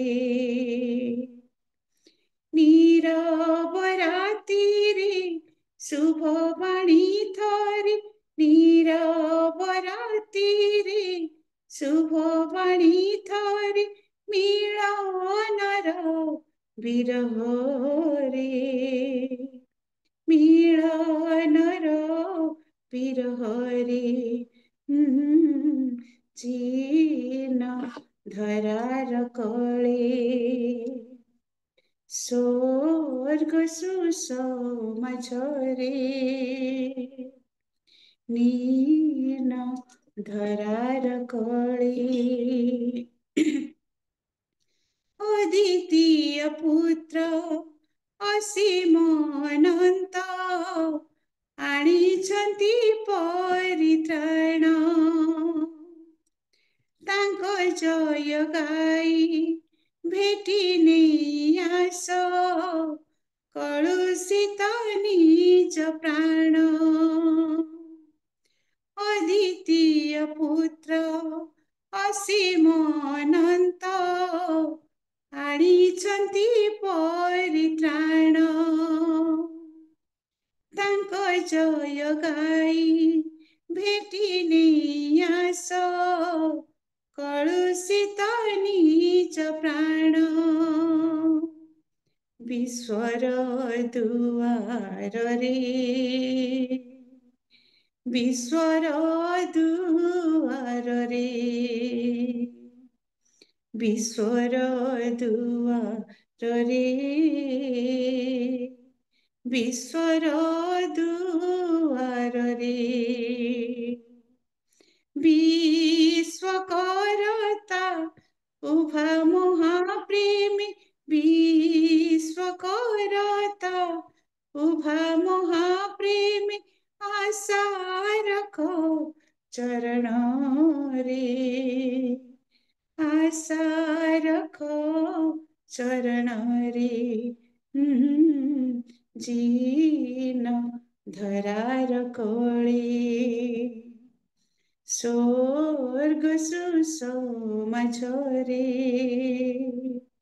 ଜିନ ଧରାର କଳେ, ସ୍ୱର୍ଗ ସୁଷମାଝରେ ଅସୀମ ଈଶ୍ୱର ସସୀମ ରୂପରେ, ଅସୀମ ଈଶ୍ୱର ସସୀମ ରୂପରେ ଜନ୍ମିଛନ୍ତି ଧରା ପରେ, ଜନ୍ମିଛନ୍ତି ଧରା ପରେ। ଜିନ ଧରାର କୋଳେ, ସ୍ୱର୍ଗ ସୁଷମାଝରେ, ଜିନ ଧରାର କୋଳେ। ଧନ୍ୟବାଦ ଭଉଣୀ। ପ୍ରେଜ୍ ଦ ଲର୍ଡ। ଧନ୍ୟବାଦ ଦିଦି, ବହୁତ ବହୁତ ଧନ୍ୟବାଦ। ଅତି ସୁନ୍ଦର ଗୀତ, ଅତି ସୁନ୍ଦର କଣ୍ଠ, ପୁଣି ଅତି ଅର୍ଥପୂର୍ଣ୍ଣ ଗୀତ ଗାନ କରି ପ୍ରଭୁଙ୍କର ଗୌରବ ମହିମା କରିଥିବାରୁ ଆପଣଙ୍କୁ ବହୁତ ବହୁତ ଧନ୍ୟବାଦ ଦିଏ। ବହୁତ ବହୁତ ଧନ୍ୟବାଦ। ଆସନ୍ତୁ ଗୋଟେ ଉଚ୍ଚ କରତାଳ ଦେଇ ପ୍ରଭୁଙ୍କ ଗୌରବ ଉଦ୍ଦେଶ୍ୟରେ ଦିଦିଙ୍କୁ ଆମେ ଧନ୍ୟବାଦ ଅର୍ପଣ କରିବା। ବହୁତ ବହୁତ ଧନ୍ୟବାଦ ଦିଦି। ଆପଣ ଯେତେବେଳେ ଗୀତ ଗାନ କରନ୍ତି ମତେ ଲତା ମଙ୍ଗେଶକରଙ୍କର ସେ କଣ୍ଠକୁ ମନେ ପଡେ। ପୁରା ଏକ୍ସିଲେଣ୍ଟ ଭଏସ ଆପଣଙ୍କର। ପ୍ରଭୁ ତାଙ୍କରି ଗୌରବ ଉଦ୍ଦେଶ୍ୟରେ କଣ୍ଠ ଦେଇଛନ୍ତି, ଆଉ ପ୍ରଭୁ ତାଙ୍କରି ଗୌରବ ଉଦ୍ଦେଶ୍ୟରେ ସଦା ସର୍ବଦା ଆପଣଙ୍କୁ ବ୍ୟବହୃତ କରୁଥାନ୍ତି। ବହୁତ ବହୁତ ଧନ୍ୟବାଦ। ପ୍ରେଜ୍ ଦ ଲର୍ଡ। ଆସନ୍ତୁ ଆମେ ଅତି ସୁନ୍ଦର ଗୀତ ଆଉ ଲଳିତା ଦିଦିଙ୍କ ଦେଇ ଆମେ ଶ୍ରବଣ କଲୁ, ପ୍ରଭୁଙ୍କର ଗୌରବ କଲୁ, ମହିମା କଲୁ। ପ୍ରଭୁ ଆମମାନଙ୍କୁ ଏଇ ପ୍ରକାର ଗୋଟେ ଗୋଟେ ଟ୍ୟାଲେଣ୍ଟ ମାନଙ୍କୁ ଆମମାନଙ୍କ ମଧ୍ୟରେ ରଖିଛନ୍ତି, ଆଉ ପ୍ରଭୁ ହିଁ ଗୌରବ ପାଆନ୍ତୁ, ପ୍ରତ୍ୟେକଙ୍କ ଦେଇ ପ୍ରଭୁ ହିଁ ମହିମା ପାଆନ୍ତୁ। ଅତି ସୁନ୍ଦର ଗୀତ ଗାନ କରି ଆମେ ପ୍ରଭୁଙ୍କର ଗୌରବ କରିଅଛୁ। ଏଇ ସମୟରେ ଆସନ୍ତୁ ଆମମାନେ ଆଉ ପୁନର୍ବାର ଆଉ ଗୋଟେ ଗ୍ରିଟିଂସ୍ ଆମେ ଶୁଣିବାକୁ ଯିବା। ଆଉ ପ୍ରଭୁଙ୍କର ଏଇ ଖ୍ରୀଷ୍ଟମାସ ସେଲିବ୍ରେସନ ଉପଲକ୍ଷେ ଆମେ ଏଇ ସମୟରେ ଆମେ ପ୍ରି ଖ୍ରୀଷ୍ଟମାସକୁ ପାଳନ କରୁଅଛୁ ଆଜି ଆମେ ଜୁମ୍ ମାଧ୍ୟମରେ। ଆଉ ପୁନର୍ବାର ଖ୍ରୀଷ୍ଟଙ୍କର ଏଇ ଜନ୍ମ ପର୍ବର ଆଉ ଗୋଟେ ଶୁଭବାର୍ତ୍ତା ନେଇକି ଆସୁଛନ୍ତି ଆମମାନଙ୍କ ମଧ୍ୟରେ। ଆମମାନଙ୍କର ଅତି ପ୍ରିୟ ମା ଆଉ ସୁରଙ୍ଗିନୀ ଲିମା ମା, ଆଉ ଯାହାଙ୍କୁ କି ଆମେ ସମସ୍ତେ ଆମେ ଜାଣିଅଛୁ, ଆଉ ଆମମାନଙ୍କର ଅତି ପ୍ରିୟ ମା, ଅତି ଆଦରର ମା, ପ୍ରତ୍ୟେକ ଜୁମ୍ ର ମା ଅଟନ୍ତି। ସିଏ ପ୍ରତ୍ୟେକ ଜୁମ୍ ର ଅତି ଆଦରର ମା, ଆଦର୍ଶ ମା ମଧ୍ୟ କହିଲେ ଅତ୍ୟୁକ୍ତି ହେବ ନାହିଁ। ଆଉ ସେଇ ମାଙ୍କୁ ଆଜି ଆମମାନଙ୍କର ଗହଣରେ ପାଇଅଛୁ। ଆଉ ମତେ ବହୁତ ଭଲ ଲାଗେ ପ୍ରିୟ ମାଙ୍କର ବାର୍ତ୍ତା। ଆଉ ଆଜି ଆମେ ସେଇ ମାଙ୍କ ମୁଖରୁ ଆଜି ଆମେ ଖ୍ରୀଷ୍ଟମାସ ର ଏକ ଗ୍ରିଟିଂସ୍ ଆମେ ଶ୍ରବଣ କରିବାକୁ ଯିବା। ଆସନ୍ତୁ ଗୋଟେ ଉଚ୍ଚ କରତାଳି ଦେଇ ମାଙ୍କୁ ଆମେ ସ୍ୱାଗତ କରିବା, ଆଗାମୀ ଗ୍ରିଟିଂସ୍ କୁ ଆମମାନଙ୍କ ମଧ୍ୟରେ ରଖିବା ନିମନ୍ତେ। ପ୍ରେଜ୍ ଦ ଲର୍ଡ। ମା ଏ ସମୟ ଆପଣଙ୍କର ଅନମ୍ୟୁଟ୍ କରି ଆମମାନଙ୍କ ମଧ୍ୟରେ ଯାହା ଆଣିଛନ୍ତି ଖ୍ରୀଷ୍ଟମାସ ଉପଲକ୍ଷେ ତାହା ପ୍ରଦାନ କରିବା ହେବ। ପ୍ରେଜ୍ ଦ ଲର୍ଡ। ସମସ୍ତଙ୍କୁ ନମସ୍କାର, ଏଇ ପ୍ରାପ୍ତ କାଳର ନମସ୍କାର। ଆଉ ନିଶ୍ଚୟ ସ୍ଥାନରେ ସଦାପ୍ରଭୁ ପରମେଶ୍ୱର ଅଛନ୍ତି, ତାଙ୍କ ସମ୍ମୁଖରେ ଆମେ ସମସ୍ତେ ସମବେତରେ ବସିଛୁ। ପ୍ରଭୁଙ୍କ ନାମ ଧନ୍ୟ ହେଉ। ଏ ଦିନ ଦାସୀକୁ ହୋଷ୍ଟ ମହାଶୟ ଅତି ସୁନ୍ଦର ସମୟ ସୁଯୋଗ ଦେଇଥିବାରୁ ମୁଁ ପ୍ରଭୁଙ୍କୁ ଧନ୍ୟବାଦ ଦେବା ସାଙ୍ଗେ ସାଙ୍ଗେ ହୋଷ୍ଟ ବାବୁଙ୍କୁ ବି ଧନ୍ୟବାଦ ଦିଏ। ଏବଂ ରିଏଲ ମିନିଷ୍ଟ୍ରିର ପ୍ରତ୍ୟେକ କର୍ମକର୍ତ୍ତା ମାନଙ୍କୁ, ପ୍ରୋଗ୍ରାମ କମିଟି ମାନଙ୍କୁ ମୁଁ ପ୍ରଭୁ ଯୀଶୁଙ୍କ ନାମରେ ଧନ୍ୟବାଦ ଦିଏ। ଆଜି ଅତି ସୁନ୍ଦର ଆମ ମାନଙ୍କ ପାଇଁ ଗୋଟେ ଦିନ, ଶୁଭ ବାର୍ତ୍ତାର ଦିନ। ଯେହେତୁ ଆମେ ଅନେକ ଜନ୍ମ କାଳରୁ ଶୁଣି ଆସିଛୁ ଯେ ଆମ ମାନଙ୍କ ପାଇଁ ଯୀଶୁ ଖ୍ରୀଷ୍ଟ ଆସିଅଛନ୍ତି ବୋଲି, ସେଥିପାଇଁ ତ ଲେଖା ଯାଇଛି ଲୁକ ପୁସ୍ତକ ସୁସମାଚାର। ମୁଁ ପଢାପଢି କରିବାକୁ ମୁଁ ସମୟ ନେବି ନାହିଁ। 11 ପଦରେ ଲେଖା ଯାଇଛି, କାରଣ ଆଜି ଦାଉଦଙ୍କ ନଗରରେ ଆମ ମାନଙ୍କ ନିମନ୍ତେ ତ୍ରାଣକର୍ତ୍ତା ଜନ୍ମଗ୍ରହଣ କରିଅଛନ୍ତି। ସେ ଖ୍ରୀଷ୍ଟ ପ୍ରଭୁ ଆମ ମାନଙ୍କ ନିମନ୍ତେ ତ୍ରାଣକର୍ତ୍ତା ଜନ୍ମଗ୍ରହଣ କରିଅଛନ୍ତି। ପ୍ରକୃତରେ ସେ ଖ୍ରୀଷ୍ଟ ପ୍ରଭୁ ଆମ ମାନଙ୍କ ପାଇଁ ସେ ଜଗତକୁ ଆସିଲେ। ସେ ଯାହାକି ତାଙ୍କର ମାତା ଆମେ ନିରୀହ ଓ ଯୋଗ୍ୟ ମହିଳା ମାନଙ୍କ ଗର୍ଭରେ, ଯେ କି ଯୀଶୁଙ୍କର ମାତା ମରିୟମ ତାଙ୍କ ଗର୍ଭରେ ଦୂତଙ୍କର ନିର୍ଦ୍ଦେଶରେ ସେ ଜନ୍ମ ଗ୍ରହଣ କରିଛନ୍ତି। ସେଥିପାଇଁ ମାଥିଉ ସୁସମାଚାର 1 ପର୍ବର 21 ପଦରେ ଲେଖାଯାଇଛି, ସେ ପୁତ୍ର ପ୍ରସବ କରିବେ ଆଉ ତୁମେ ତାଙ୍କ ନାମ ଯୀଶୁ ଦେବ, କାରଣ ସେ ଆପଣା ଲୋକଙ୍କର ସେମାନଙ୍କର ସମସ୍ତ ପାପରୁ ପରିତ୍ରାଣ କରିବେ। ସେ ପରିତ୍ରାଣ କରିବା ନିମନ୍ତେ ଜଗତକୁ ଆସିଲେ। ଯେଉଁ ବ୍ୟକ୍ତି କି ପିତାଙ୍କ ସହିତ ମିଳିତ ଭାବରେ ଥିଲେ, ଏକତା ଭାବରେ ଥିଲେ, ମନୁଷ୍ୟ ମାନଙ୍କୁ ରକ୍ଷା କରିବା ପାଇଁ ପିତା ପରମେଶ୍ୱର ପୁତ୍ରଙ୍କୁ ଜଗତକୁ ପ୍ରେରଣ କଲେ। ସେଥିପାଇଁ ଆମେ ଜନ୍ମ କାଳରୁ ଆଜି ପର୍ଯ୍ୟନ୍ତ ଡିସେମ୍ବର 1 ତାରିଖ ଠାରୁ ଆମେ ଖ୍ରୀଷ୍ଟ ଜୟନ୍ତୀ ପର୍ବ ପ୍ରତିପାଳନ କରୁ। ପ୍ରଭୁ କେତେ ପ୍ରେମ କରି ଏହି 2024 ସାଲ ନିମନ୍ତେ ଆମ ମାନଙ୍କୁ ଏହି ସୁନ୍ଦର ସୁଯୋଗ ଦେଲେ ଯେ ଆଜି ଜାନୁଆରୀ ଠାରୁ ନଭେମ୍ବର ପର୍ଯ୍ୟନ୍ତ ସୁରକ୍ଷିତ କରି ଆଣିଲେ। ପ୍ରଭୁ ଆଜି ଏହି ଯୀଶୁଙ୍କର ଜନ୍ମ ମାସ ଦେଖିବା ପାଇଁ ଅନେକ ଇଚ୍ଛା କଲେ, କିନ୍ତୁ ସେମାନଙ୍କ ପାଇଁ ପ୍ରଭୁଙ୍କର ଇଚ୍ଛା ନଥିବାରୁ ସେମାନେ କୂଳ କରିଛନ୍ତି। ଆମକୁ ପ୍ରଭୁ ଏହି ସୁନ୍ଦର ସୁଯୋଗ ଦେଲେ। ଏହି 2024 ସାଲ ଡିସେମ୍ବର 1 ତାରିଖ ଠାରୁ ଆଜି 2 ତାରିଖ ପ୍ରଭୁ ଯୀଶୁଙ୍କର ଜନ୍ମ ଜୟନ୍ତୀ ପାଳନ କରିବା ପାଇଁ ଆମକୁ ଏହି ସୁନ୍ଦର ସୁଯୋଗ ଦେଲେ, ଯେ କି ଜଗତକୁ ଆସିଲେ ଆମ ମାନଙ୍କୁ ପରିତ୍ରାଣ କରିବା ନିମନ୍ତେ, ଆମ ମାନଙ୍କୁ ଜୀବନର ପଥରେ କଢାଇ ଦେବା ନିମନ୍ତେ, ଆମ ମାନଙ୍କୁ ପିତାଙ୍କ ସହିତ ମିଳନ କରାଇବା ନିମନ୍ତେ, ଆମ ମାନଙ୍କୁ ଅମର ରାଜ୍ୟକୁ ନେବା ନିମନ୍ତେ ଆଜି ସେ ପିତାଙ୍କ ଦକ୍ଷିଣ ପାର୍ଶ୍ୱରେ ଉପବେଶନ କରିଅଛନ୍ତି। ଆମ ମାନଙ୍କ ନିମନ୍ତେ ପ୍ରାର୍ଥନା କରୁଅଛନ୍ତି। ସେତିକି ଯଥେଷ୍ଟ ନୁହଁ, ଆମ ମାନଙ୍କ ପାଇଁ ସେ ସ୍ଥାନ ବି ପ୍ରସ୍ତୁତ କରିବା ପାଇଁ ଯାଇଛନ୍ତି। ମୁଁ ଯେଉଁମାନଙ୍କ ନିମନ୍ତେ ଜଗତକୁ ଯାଇଛି ସେମାନଙ୍କୁ ରକ୍ଷା କରିବା ପାଇଁ, ସେମାନଙ୍କୁ ଉତ୍ତମ ସ୍ଥାନ ଜୀବନ ଦାୟକ ସ୍ଥାନ ଗୋଟେ ଦେବା ପାଇଁ ସେମାନେ ପ୍ରସ୍ତୁତ କରିବା ପାଇଁ ଯାଇଛନ୍ତି। ଧନ୍ୟ ସେ ଯୀଶୁଙ୍କର ନାମ, ଧନ୍ୟ ସେ ପ୍ରଭୁଙ୍କର ନାମ, ଯେ କି ଆମ ମାନଙ୍କ ପାଇଁ ଆଜି ଆସିଲେ କେତେ ଦାୟିତ୍ୱ ନେଉଛନ୍ତି। ଯେତେବେଳେ ଆମେ ମାତାଙ୍କ ଗର୍ଭ ଉଦରରେ ଆମକୁ ସେ ଗଢୁଛନ୍ତି, ଗଢିଲେ, ସେଇ ସମୟ ଠାରୁ ମାତା ଆମକୁ ଜନ୍ମ କଲେ, କିନ୍ତୁ କିଛି ବର୍ଷ ପାଇଁ ସେ ଆମକୁ ଆମ ସହିତ ସଂଲଗ୍ନରେ ଥିଲେ। ପିତା ମାତା ସେମାନେ ଚାଲିଗଲେ ମଧ୍ୟ, ଯାହାଙ୍କର ପିତା ମାତା ଅଛନ୍ତି ସେ ଆପେ ଆପେ ଚାଲିଯିବେ, କିନ୍ତୁ ଯେଉଁ ପ୍ରଭୁ ଯୀଶୁ ଆମ ମାନଙ୍କ ପାଇଁ ଜଗତକୁ ଆସିଲେ, ଆମ ମାନଙ୍କ ସହିତ ସେ ଆଜି ପର୍ଯ୍ୟନ୍ତ ଅଛନ୍ତି। ଦୁଃଖରେ ବା ସୁଖରେ ଆଜି ତାଙ୍କର ଆଗମନରେ ଆମେ ଜୀବନ ପାଇଛୁ। ତାଙ୍କ ପ୍ରଥମ ଆଗମନରେ ଆମେ ମୃତ୍ୟୁ ମୁଖରୁ ଉଦ୍ଧାର ପାଇଛୁ, ଅନନ୍ତ ମୃତ୍ୟୁ ମୁଖରୁ ଉଦ୍ଧାର ପାଇଛୁ।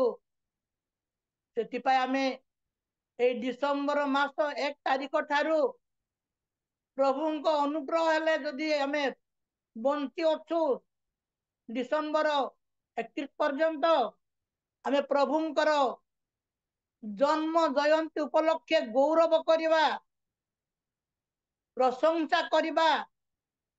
ଯେହେତୁ ବିଶ୍ୱାସୀ ମାନଙ୍କ ଦେଇ ସେ ସ୍ତୁତି, ପୂଜା, ପ୍ରଶଂସା, ଗୌରବ ପାଇବା ଏକମାତ୍ର ଯୋଗ୍ୟତା ତ୍ରାଣକର୍ତ୍ତା ପ୍ରଭୁ ଯୀଶୁ, ସେ ଆମ ମାନଙ୍କ ପାଇଁ ଆସିଲେ, ତାଙ୍କୁ ଆମେ ନିତ୍ୟ ନିତ୍ୟ ଧନ୍ୟବାଦ ଦେବା, ସ୍ତୁତି ପ୍ରଶଂସା କରିବା, ଗୌରବ କରିବା। ସେ ଆମମାନଙ୍କ ନିମନ୍ତେ ଜଗତକୁ ଆସିଲେ, ଆସି ସେ ନୀରବ ହୋଇ ରହିନାହାନ୍ତି। ଆମମାନଙ୍କ ନିମନ୍ତେ ଦୁଃଖ, କଷ୍ଟ, ଅସହ୍ୟ ଯନ୍ତ୍ରଣା ସହିଲେ, କିନ୍ତୁ ଆଜି ଆମେ ତାଙ୍କର ଜନ୍ମ ଜୟନ୍ତୀ ପାଳନ କରୁଅଛୁ। ଧନ୍ୟ ସେ ଯୀଶୁଙ୍କର ନାମ। ଯେତେ ତାଙ୍କର ରକ୍ତରେ କ୍ରୀତ ଦାସ ଦାସୀ ମାନେ, ବିଶ୍ୱାସୀ ବିଶ୍ୱାସିନୀ ଗଣ, ତାଙ୍କୁ ଆମେ ପୂଜା ପ୍ରଶଂସା ଗୌରବ ଧନ୍ୟବାଦ କରି ତାକୁ ଆମେ ଉଚ୍ଚ ସ୍ଥାନରେ ରଖିବା। ସେ ଆମର ଉଦ୍ଧାରକର୍ତ୍ତା, ସେ ଆମର ରକ୍ଷାକର୍ତ୍ତା, ସେ ଆମର ମଙ୍ଗଳକାରୀ, ସେ ଆମର ଅନୁଗ୍ରହକାରୀ, ବିଶେଷ ଭାବରେ ଆମର ପରିତ୍ରାଣକର୍ତ୍ତା, ମୁକ୍ତିଦାତା। ସେ ତାକୁ ଆମେ ନିତ୍ୟ ନିତ୍ୟ ସମ୍ମୁଖରେ ରଖି ତାଙ୍କର ପ୍ରଶଂସା କରିବା, ଗୌରବ କରିବା, ପୂଜା ବନ୍ଦନା କରିବା। ତାହେଲେ ଆମେ ପ୍ରକୃତ ତାଙ୍କର ରକ୍ତରେ କ୍ରୀତ ଦାସ ଦାସୀ ହେବା। ପ୍ରଭୁ ଏହି ସଂକ୍ଷିପ୍ତ ଆଉ କଥାରେ, ସଂକ୍ଷିପ୍ତ ବାକ୍ୟରେ, ସଂକ୍ଷିପ୍ତ ଗ୍ରୀଟିଂରେ ଆଶୀର୍ବାଦ ଆମେ ସମସ୍ତଙ୍କୁ ଆଶୀର୍ବାଦ କରନ୍ତୁ। ଧନ୍ୟବାଦ। ଆମେନ୍। ଧନ୍ୟବାଦ ମା, ବହୁତ ବହୁତ ଧନ୍ୟବାଦ। ଅତି ସୁନ୍ଦର ବାର୍ତ୍ତା ଆଉ ଖ୍ରୀଷ୍ଟମାସ ଉପଲକ୍ଷେ ଆଉ ଆମମାନଙ୍କ ମଧ୍ୟରେ ଆଣିଥିବାରୁ ଆପଣଙ୍କୁ ବହୁତ ବହୁତ ଧନ୍ୟବାଦ ଦିଏ। ଆଉ ରିଏଲ ମିନିଷ୍ଟ୍ରି ଅଫ ଇଣ୍ଡିଆ ତରଫରୁ ଆପଣଙ୍କୁ ବହୁତ ବହୁତ ଧନ୍ୟବାଦ ଅର୍ପଣ କରେ। ମା ଆସନ୍ତୁ ଗୋଟେ ଉଚ୍ଚ କରତାଳ ଦେଇ ଆମେ ମାଙ୍କୁ ଧନ୍ୟବାଦ ଅର୍ପଣ କରିବା। ବହୁତ ବହୁତ ଧନ୍ୟବାଦ ମା, ଅନୁରୋଧ ରକ୍ଷା କଲେ, ପୁଣି ପ୍ରଭାତରେ ଆମମାନଙ୍କ ସହିତ ଜଡିତ ହେଲେ, ଆଉ ଅତି ସୁନ୍ଦର ବାର୍ତ୍ତା ଆମମାନଙ୍କ ମଧ୍ୟରେ ଆଣିଥିବାରୁ ଆପଣଙ୍କୁ ବହୁତ ବହୁତ ଧନ୍ୟବାଦ ଦିଏ। ପ୍ରଭୁ ଏ ପ୍ରକାର ଆପଣଙ୍କୁ ସୁସ୍ଥ ସବଳ ସୁରକ୍ଷିତ ରଖିଥାନ୍ତୁ, ଦୀର୍ଘାୟୁ ଦେଇ ସଦା ସର୍ବଦା ପ୍ରଭୁଙ୍କର ଗୌରବ ନିମନ୍ତେ ଆପଣଙ୍କୁ ବ୍ୟବହୃତ କରୁଥାନ୍ତୁ। ବହୁତ ବହୁତ ଧନ୍ୟବାଦ ମା। ଆସନ୍ତୁ, ଆମେ ଏତେ ସୁନ୍ଦର ବାର୍ତ୍ତା ଶୁଣି ଯାଇଛୁ, ଆଉ ଆମେ ସମସ୍ତେ ଏଇ ସମୟରେ ଆମେ ଭିଡିଓ ଅନ୍ କରିବା, ବସିବା, ଆଉ ପ୍ରଭୁଙ୍କର ପୁନର୍ବାର ଆମେ ଗୌରବ କରିବା, ମହିମା କରିବା। ଆମେ ସମସ୍ତେ ଏଇ ସମୟରେ ଆମେ ପ୍ରି ଖ୍ରୀଷ୍ଟମାସ ସେଲିବ୍ରେସନ କରୁଛୁ ଆମମାନଙ୍କର ରିଏଲ ମିନିଷ୍ଟ୍ରି ଅଫ ଇଣ୍ଡିଆ ର ଏଇ ଅନଲାଇନ ମାଧ୍ୟମରେ। ଆଉ ପ୍ରଭୁଙ୍କର ମହିମା ହଉ, ପ୍ରଶଂସା ହଉ। ଆଉ ଆରମ୍ଭରୁ ଏ ପର୍ଯ୍ୟନ୍ତ ପ୍ରଭୁ ଆମମାନଙ୍କ ସହବର୍ତ୍ତୀ ରହିଛନ୍ତି। ଆସନ୍ତୁ ଆମେ ଏଇ ସମୟରେ ୱାର୍ସିପ କରିବାକୁ ଯିବା, ଆମେ ପ୍ରଭୁଙ୍କର ସେ ଗୌରବ ମହିମା କରିବାକୁ ଯିବା। ଆଜି ୱାର୍ସିପ କରିବା ନିମନ୍ତେ ଆମମାନଙ୍କର ଏଇ ପ୍ରି ଖ୍ରୀଷ୍ଟମାସ ସେଲିବ୍ରେସନ ରେ ଆମମାନଙ୍କ ସହିତ ଜଡିତ ହୋଇ ଅଛନ୍ତି, ଆଉ ସୁଦୂର ହାଇଦ୍ରାବାଦରେ ରହି ପ୍ରଭୁଙ୍କର ସେବା କାର୍ଯ୍ୟ କରୁଛନ୍ତି। ସଦା ସର୍ବଦା ଅନଲାଇନ ମାଧ୍ୟମରେ ଆମେ ପ୍ରିୟ ସିଷ୍ଟରଙ୍କୁ ଆମେ ଦେଖିଥାଉ, ଆଉ ସବୁ ଜୁମରେ ସେ ପ୍ରଭୁଙ୍କର ଗୌରବ ନିମନ୍ତେ ସେ ବ୍ୟବହୃତ ହୋଇଥାନ୍ତି। ଆଜି ଆମମାନଙ୍କ ମଧ୍ୟରେ ପ୍ରିୟ ସିଷ୍ଟର ଷଷ୍ଠୀନା ସିଷ୍ଟର ଆଉ ଆମମାନଙ୍କ ଗହଣରେ ଉପସ୍ଥିତ ଅଛନ୍ତି। ଆସନ୍ତୁ ଗୋଟେ ଉଚ୍ଚ କରତାଳ ଦେଇ ସିଷ୍ଟରଙ୍କୁ ଆମେ ସ୍ୱାଗତ କରିବା, ଆରାଧନା କରିବା ନିମନ୍ତେ। ପ୍ରେଜ ଦ ଲର୍ଡ ସିଷ୍ଟର, ଏଇ ସମୟ ପ୍ରେଜ ଦ ଆପଣଙ୍କର, ଲର୍ଡ ଆପଣ ଦିଦି। ଆମମାନଙ୍କୁ ଆରାଧନାରେ 2 ଗୋଟି ଗୀତ ଦ୍ୱାରା ପ୍ରଭୁଙ୍କର ଗୌରବ କରିବା ହେବେ। ପ୍ରେଜ ଦ ଲର୍ଡ ସିଷ୍ଟର। ପ୍ରେଜ ଦ ଲର୍ଡ ଦିଦି, ପ୍ରେଜ ଦ ଲର୍ଡ। ବହୁତ ବହୁତ ଧନ୍ୟବାଦ ଦିଦି, ଅତି ସୁନ୍ଦର ଭାବରେ ମତେ ଆହ୍ୱାନ କରିଅଛନ୍ତି। ମୁଁ ଯୋଗ୍ୟ ନାହିଁ, ତଥାପି ପ୍ରଭୁ ଗୌରବାନ୍ୱିତ ହୁଅନ୍ତୁ। ଆଉ ପ୍ରଭୁଙ୍କର ମହତ୍ ନାମର ଗୌରବ ହଉ, ପ୍ରଶଂସା ହଉ, ଧନ୍ୟବାଦ ହଉ। ପ୍ରଭୁ ଆମମାନଙ୍କୁ ଜୀବନରେ ବଞ୍ଚାଇଲେ, ପୁଣି ଡିସେମ୍ବର ମାସର 2ୟ ଦିନ ଦେଖିବା ପାଇଁ ଦେଲେ। ଅନେକ ଲୋକମାନେ ଦେଖିବା ପାଇଁ ଇଚ୍ଛା କଲେ, କିନ୍ତୁ ସେମାନେ ପାଇପାରିଲେ ନାହିଁ। କିନ୍ତୁ ପ୍ରଭୁ ଆମମାନଙ୍କୁ ଜୀବନରେ ବଞ୍ଚାଇଛନ୍ତି, ପୁଣି ସୁନ୍ଦର ଦିନ ଦେଖିବା ପାଇଁ ଦେଲେ। ଆଉ ଆମମାନଙ୍କୁ ରିଏଲ ମିନିଷ୍ଟ୍ରି ତରଫରୁ ପ୍ରଭୁ ଯୀଶୁଙ୍କର ଜନ୍ମ ଦିବସ ପାଳନ କରିବା ନିମନ୍ତେ ଏଇ ସୁନ୍ଦର ସୁଯୋଗ ଦେଲେ। ଆମେ ମାନେ ତ ଜନ୍ମ ଜୟନ୍ତୀ ବୋଲିକି କହିବା ନାହିଁ, କିନ୍ତୁ ଯେଉଁମାନେ କି ମରି ଯାଇଛନ୍ତି ସେମାନଙ୍କ ବିଷୟରେ ଜନ୍ମ ଜୟନ୍ତୀ ବୋଲିକିନା, ମାନେ ଜୟନ୍ତୀ ବୋଲିକିନା ସେମାନେ ପାଳନ କରିଥାନ୍ତି। କିନ୍ତୁ ପ୍ରଭୁ ଆମର ଜୀବିତ ପରମେଶ୍ୱର, ଆମର ସଦାସର୍ବଦା ଜୀବନରେ ବଞ୍ଚେଇବା ପରମେଶ୍ୱର, ପୁଣି ଜୀବିତ ପରମେଶ୍ୱର, ତାଙ୍କର ଜନ୍ମ ଦିବସ ଆମେ ମାନେ ପାଳନ କରିବା। ପ୍ରଭୁଙ୍କର ଗୌରବ ହଉ, ପ୍ରଭୁଙ୍କର ମହିମା ହଉ। ଧନ୍ୟବାଦ ଦେବା ସଙ୍ଗେ ସଙ୍ଗେ ଆମର ହୋଷ୍ଟ ଆଜ୍ଞାଙ୍କୁ ମୁଁ ଧନ୍ୟବାଦ ଦଉଛି, ମତେ ଏ ସୁନ୍ଦର ସୁଯୋଗ ଦେଲେ। ଧନ୍ୟବାଦ ଆଜ୍ଞା। ପୁଣି ଦିଦିଙ୍କୁ ମଧ୍ୟ ମୁଁ ଧନ୍ୟବାଦ ଦଉଛି, ଅତି ସୁନ୍ଦର ଭାବରେ ଆହ୍ୱାନ କରିଥିବା ସକାଶୁ। ଆଜି ଆମେ ମାନେ ଯୀଶୁ ଖ୍ରୀଷ୍ଟଙ୍କର ଜନ୍ମ ଦିବସର ଉପଲକ୍ଷେ 2ଟି ଗୀତ ଗାନ ଶୁଣିବା ଆମେ ମାନେ। ଆଉ ଆମେ ମାନେ ସମସ୍ତେ ଜାଣିଥିବା ଗୀତ ହିଁ, ଶୁଣିଥିବା ଗୀତ ହିଁ ଗାନ କରିବା। ପ୍ରତ୍ୟେକ ଆମେ ମାନେ କରତାଳ ମାଧ୍ୟମରେ ପ୍ରଭୁଙ୍କର ଆରାଧନା କରିବା, ପ୍ରଭୁଙ୍କର ଗୌରବ କରିବା। ଦେଖ ଆଜି ଧରା କମ୍ପି ଉଠୁଛି,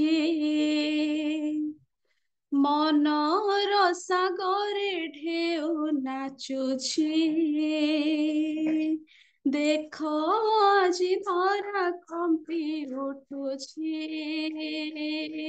ମନର ସାଗରେ ଢେଉ ନାଚୁଛି ଜନମିଲେ ତ୍ରାଣ କରତା ଶିଶୁ ଯିଶୁ ମୁକ୍ତି ଦାତା ଜନମିଲେ ତ୍ରାଣ କରତା ଶିଶୁ ଯିଶୁ ମୁକ୍ତି ଦାତା ଆନନ୍ଦରେ ମନ ଝୁମି ଯାଉଛି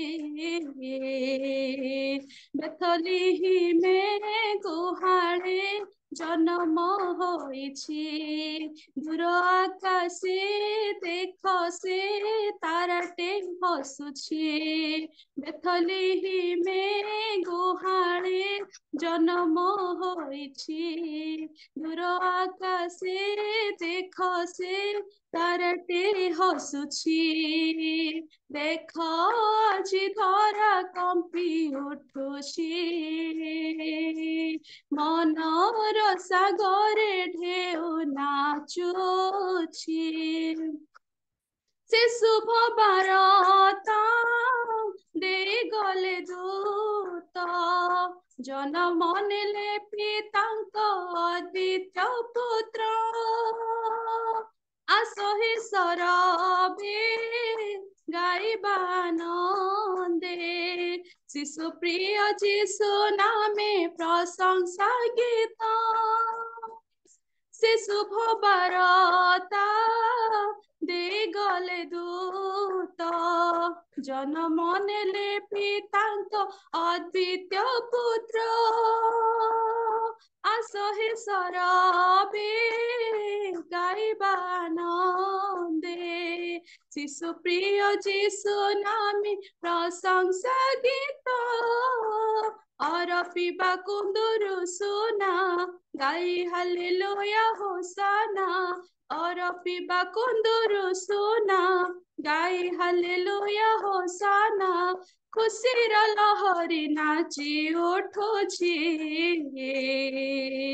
ବେଥଲିହିମେ ଗୁହାଳେ ଜନ୍ମ ହୋଇଛି ଦୂର ଆକାଶେ ଦେଖ ସେ ତାରାଟେ ହସୁଛି ବେଥଲିହିମେ ଗୁହାଳେ ଜନ୍ମ ହୋଇଛି ଦୂର ଆକାଶେ ଦେଖ ସେ ତାରାଟେ ହସୁଛି ଦେଖ ଆଜି ଧରା କମ୍ପି ଉଠୁଛି ମନର ସାଗରେ ଢେଉ ନାଚୁଛି ଦେଖ ଆଜି ଧରା କମ୍ପି ଉଠୁଛି ମନର ସାଗରେ ଢେଉ ନାଚୁଛି ମହାପରିତ୍ରାଣ ଆସିଛି ଧରାରେ ପରିତ୍ରାଣ ମିଳେ ସେହି ଯୀଶୁ ନାମରେ ମଧୁର ପ୍ରିୟ ଯୀଶୁ ସେ ଯୀଶୁ ନାମ ଖୋଜିଲେ ଆନନ୍ଦ ମିଳେ ଏ ଜୀବନରେ ମହାପରିତ୍ରାଣ ଆସିଛି ଧରାରେ ପରିତ୍ରାଣ ମିଳେ ସେହି ଯୀଶୁ ନାମରେ ଆହା କି ମଧୁର ପ୍ରିୟ ଯୀଶୁ ନାମ ଖୋଜିଲେ ଆନନ୍ଦ ମିଳେ ଏ ଜୀବନରେ ମଧୁର ମହକ ସୁବାସେ ଆନନ୍ଦରେ ମନ ହରସେ ମଧୁର ମହକ ସୁବାସେ ଆନନ୍ଦରେ ମନ ହରସେ ମନ ବଗିଚାରେ ବାସି ଉଠୁଛି ବେଥଲିହିମେ ଗୁହାଳେ ଜନ୍ମ ହୋଇଛି ଦୂର ଆକାଶେ ଦେଖ ସେ ତାରାଟେ ହସୁଛି ବେଥଲିହିମେ ଗୁହାଳେ ଜନ୍ମ ହୋଇଛି ଦୂର ଆକାଶେ ଦେଖ ସେ ତାରାଟେ ହସୁଛି ଦେଖ ଆଜି ଧରା କମ୍ପି ଉଠୁଛି ମନର ସାଗରେ ଢେଉ ନାଚୁଛି ଦେଖ ଆଜି ଧରା କମ୍ପି ଉଠୁଛି ମନର ସାଗରେ ଢେଉ ନାଚୁଛି। ହାଲେଲୁୟା। ପ୍ରେଜ୍ ଦ ଲର୍ଡ। ପ୍ରଭୁଙ୍କର ମହତ୍ ନାମର ଗୌରବ ହଉ, ପ୍ରଶଂସା ଓ ଧନ୍ୟବାଦ ହଉ। ଆସନ୍ତା ମାନେ ପୁନର୍ବାର ପ୍ରଭୁ ଯୀଶୁଙ୍କର ଜନ୍ମର ଗୀତ ଏକ ଗାନ କରିବା। ଆଉ ଆମମାନେ ସମସ୍ତେ ଯଦି ସଠିକ ସ୍ଥାନରେ ଅଛୁ, ଆପଣ ଆପଣ ଭିଡିଓକୁ ଟିକେ ଅନ୍ କରିକି ବସିବା, ପ୍ରଭୁଙ୍କର ଗୌରବ କରିବା, ପ୍ରଶଂସା କରିବା। আজি জনমিলে যিশুর জন, আজি জনমিলে যিশুর জন, রে মন কর আনন্দে জয় গান, রে মন কর আনন্দে জয় গান।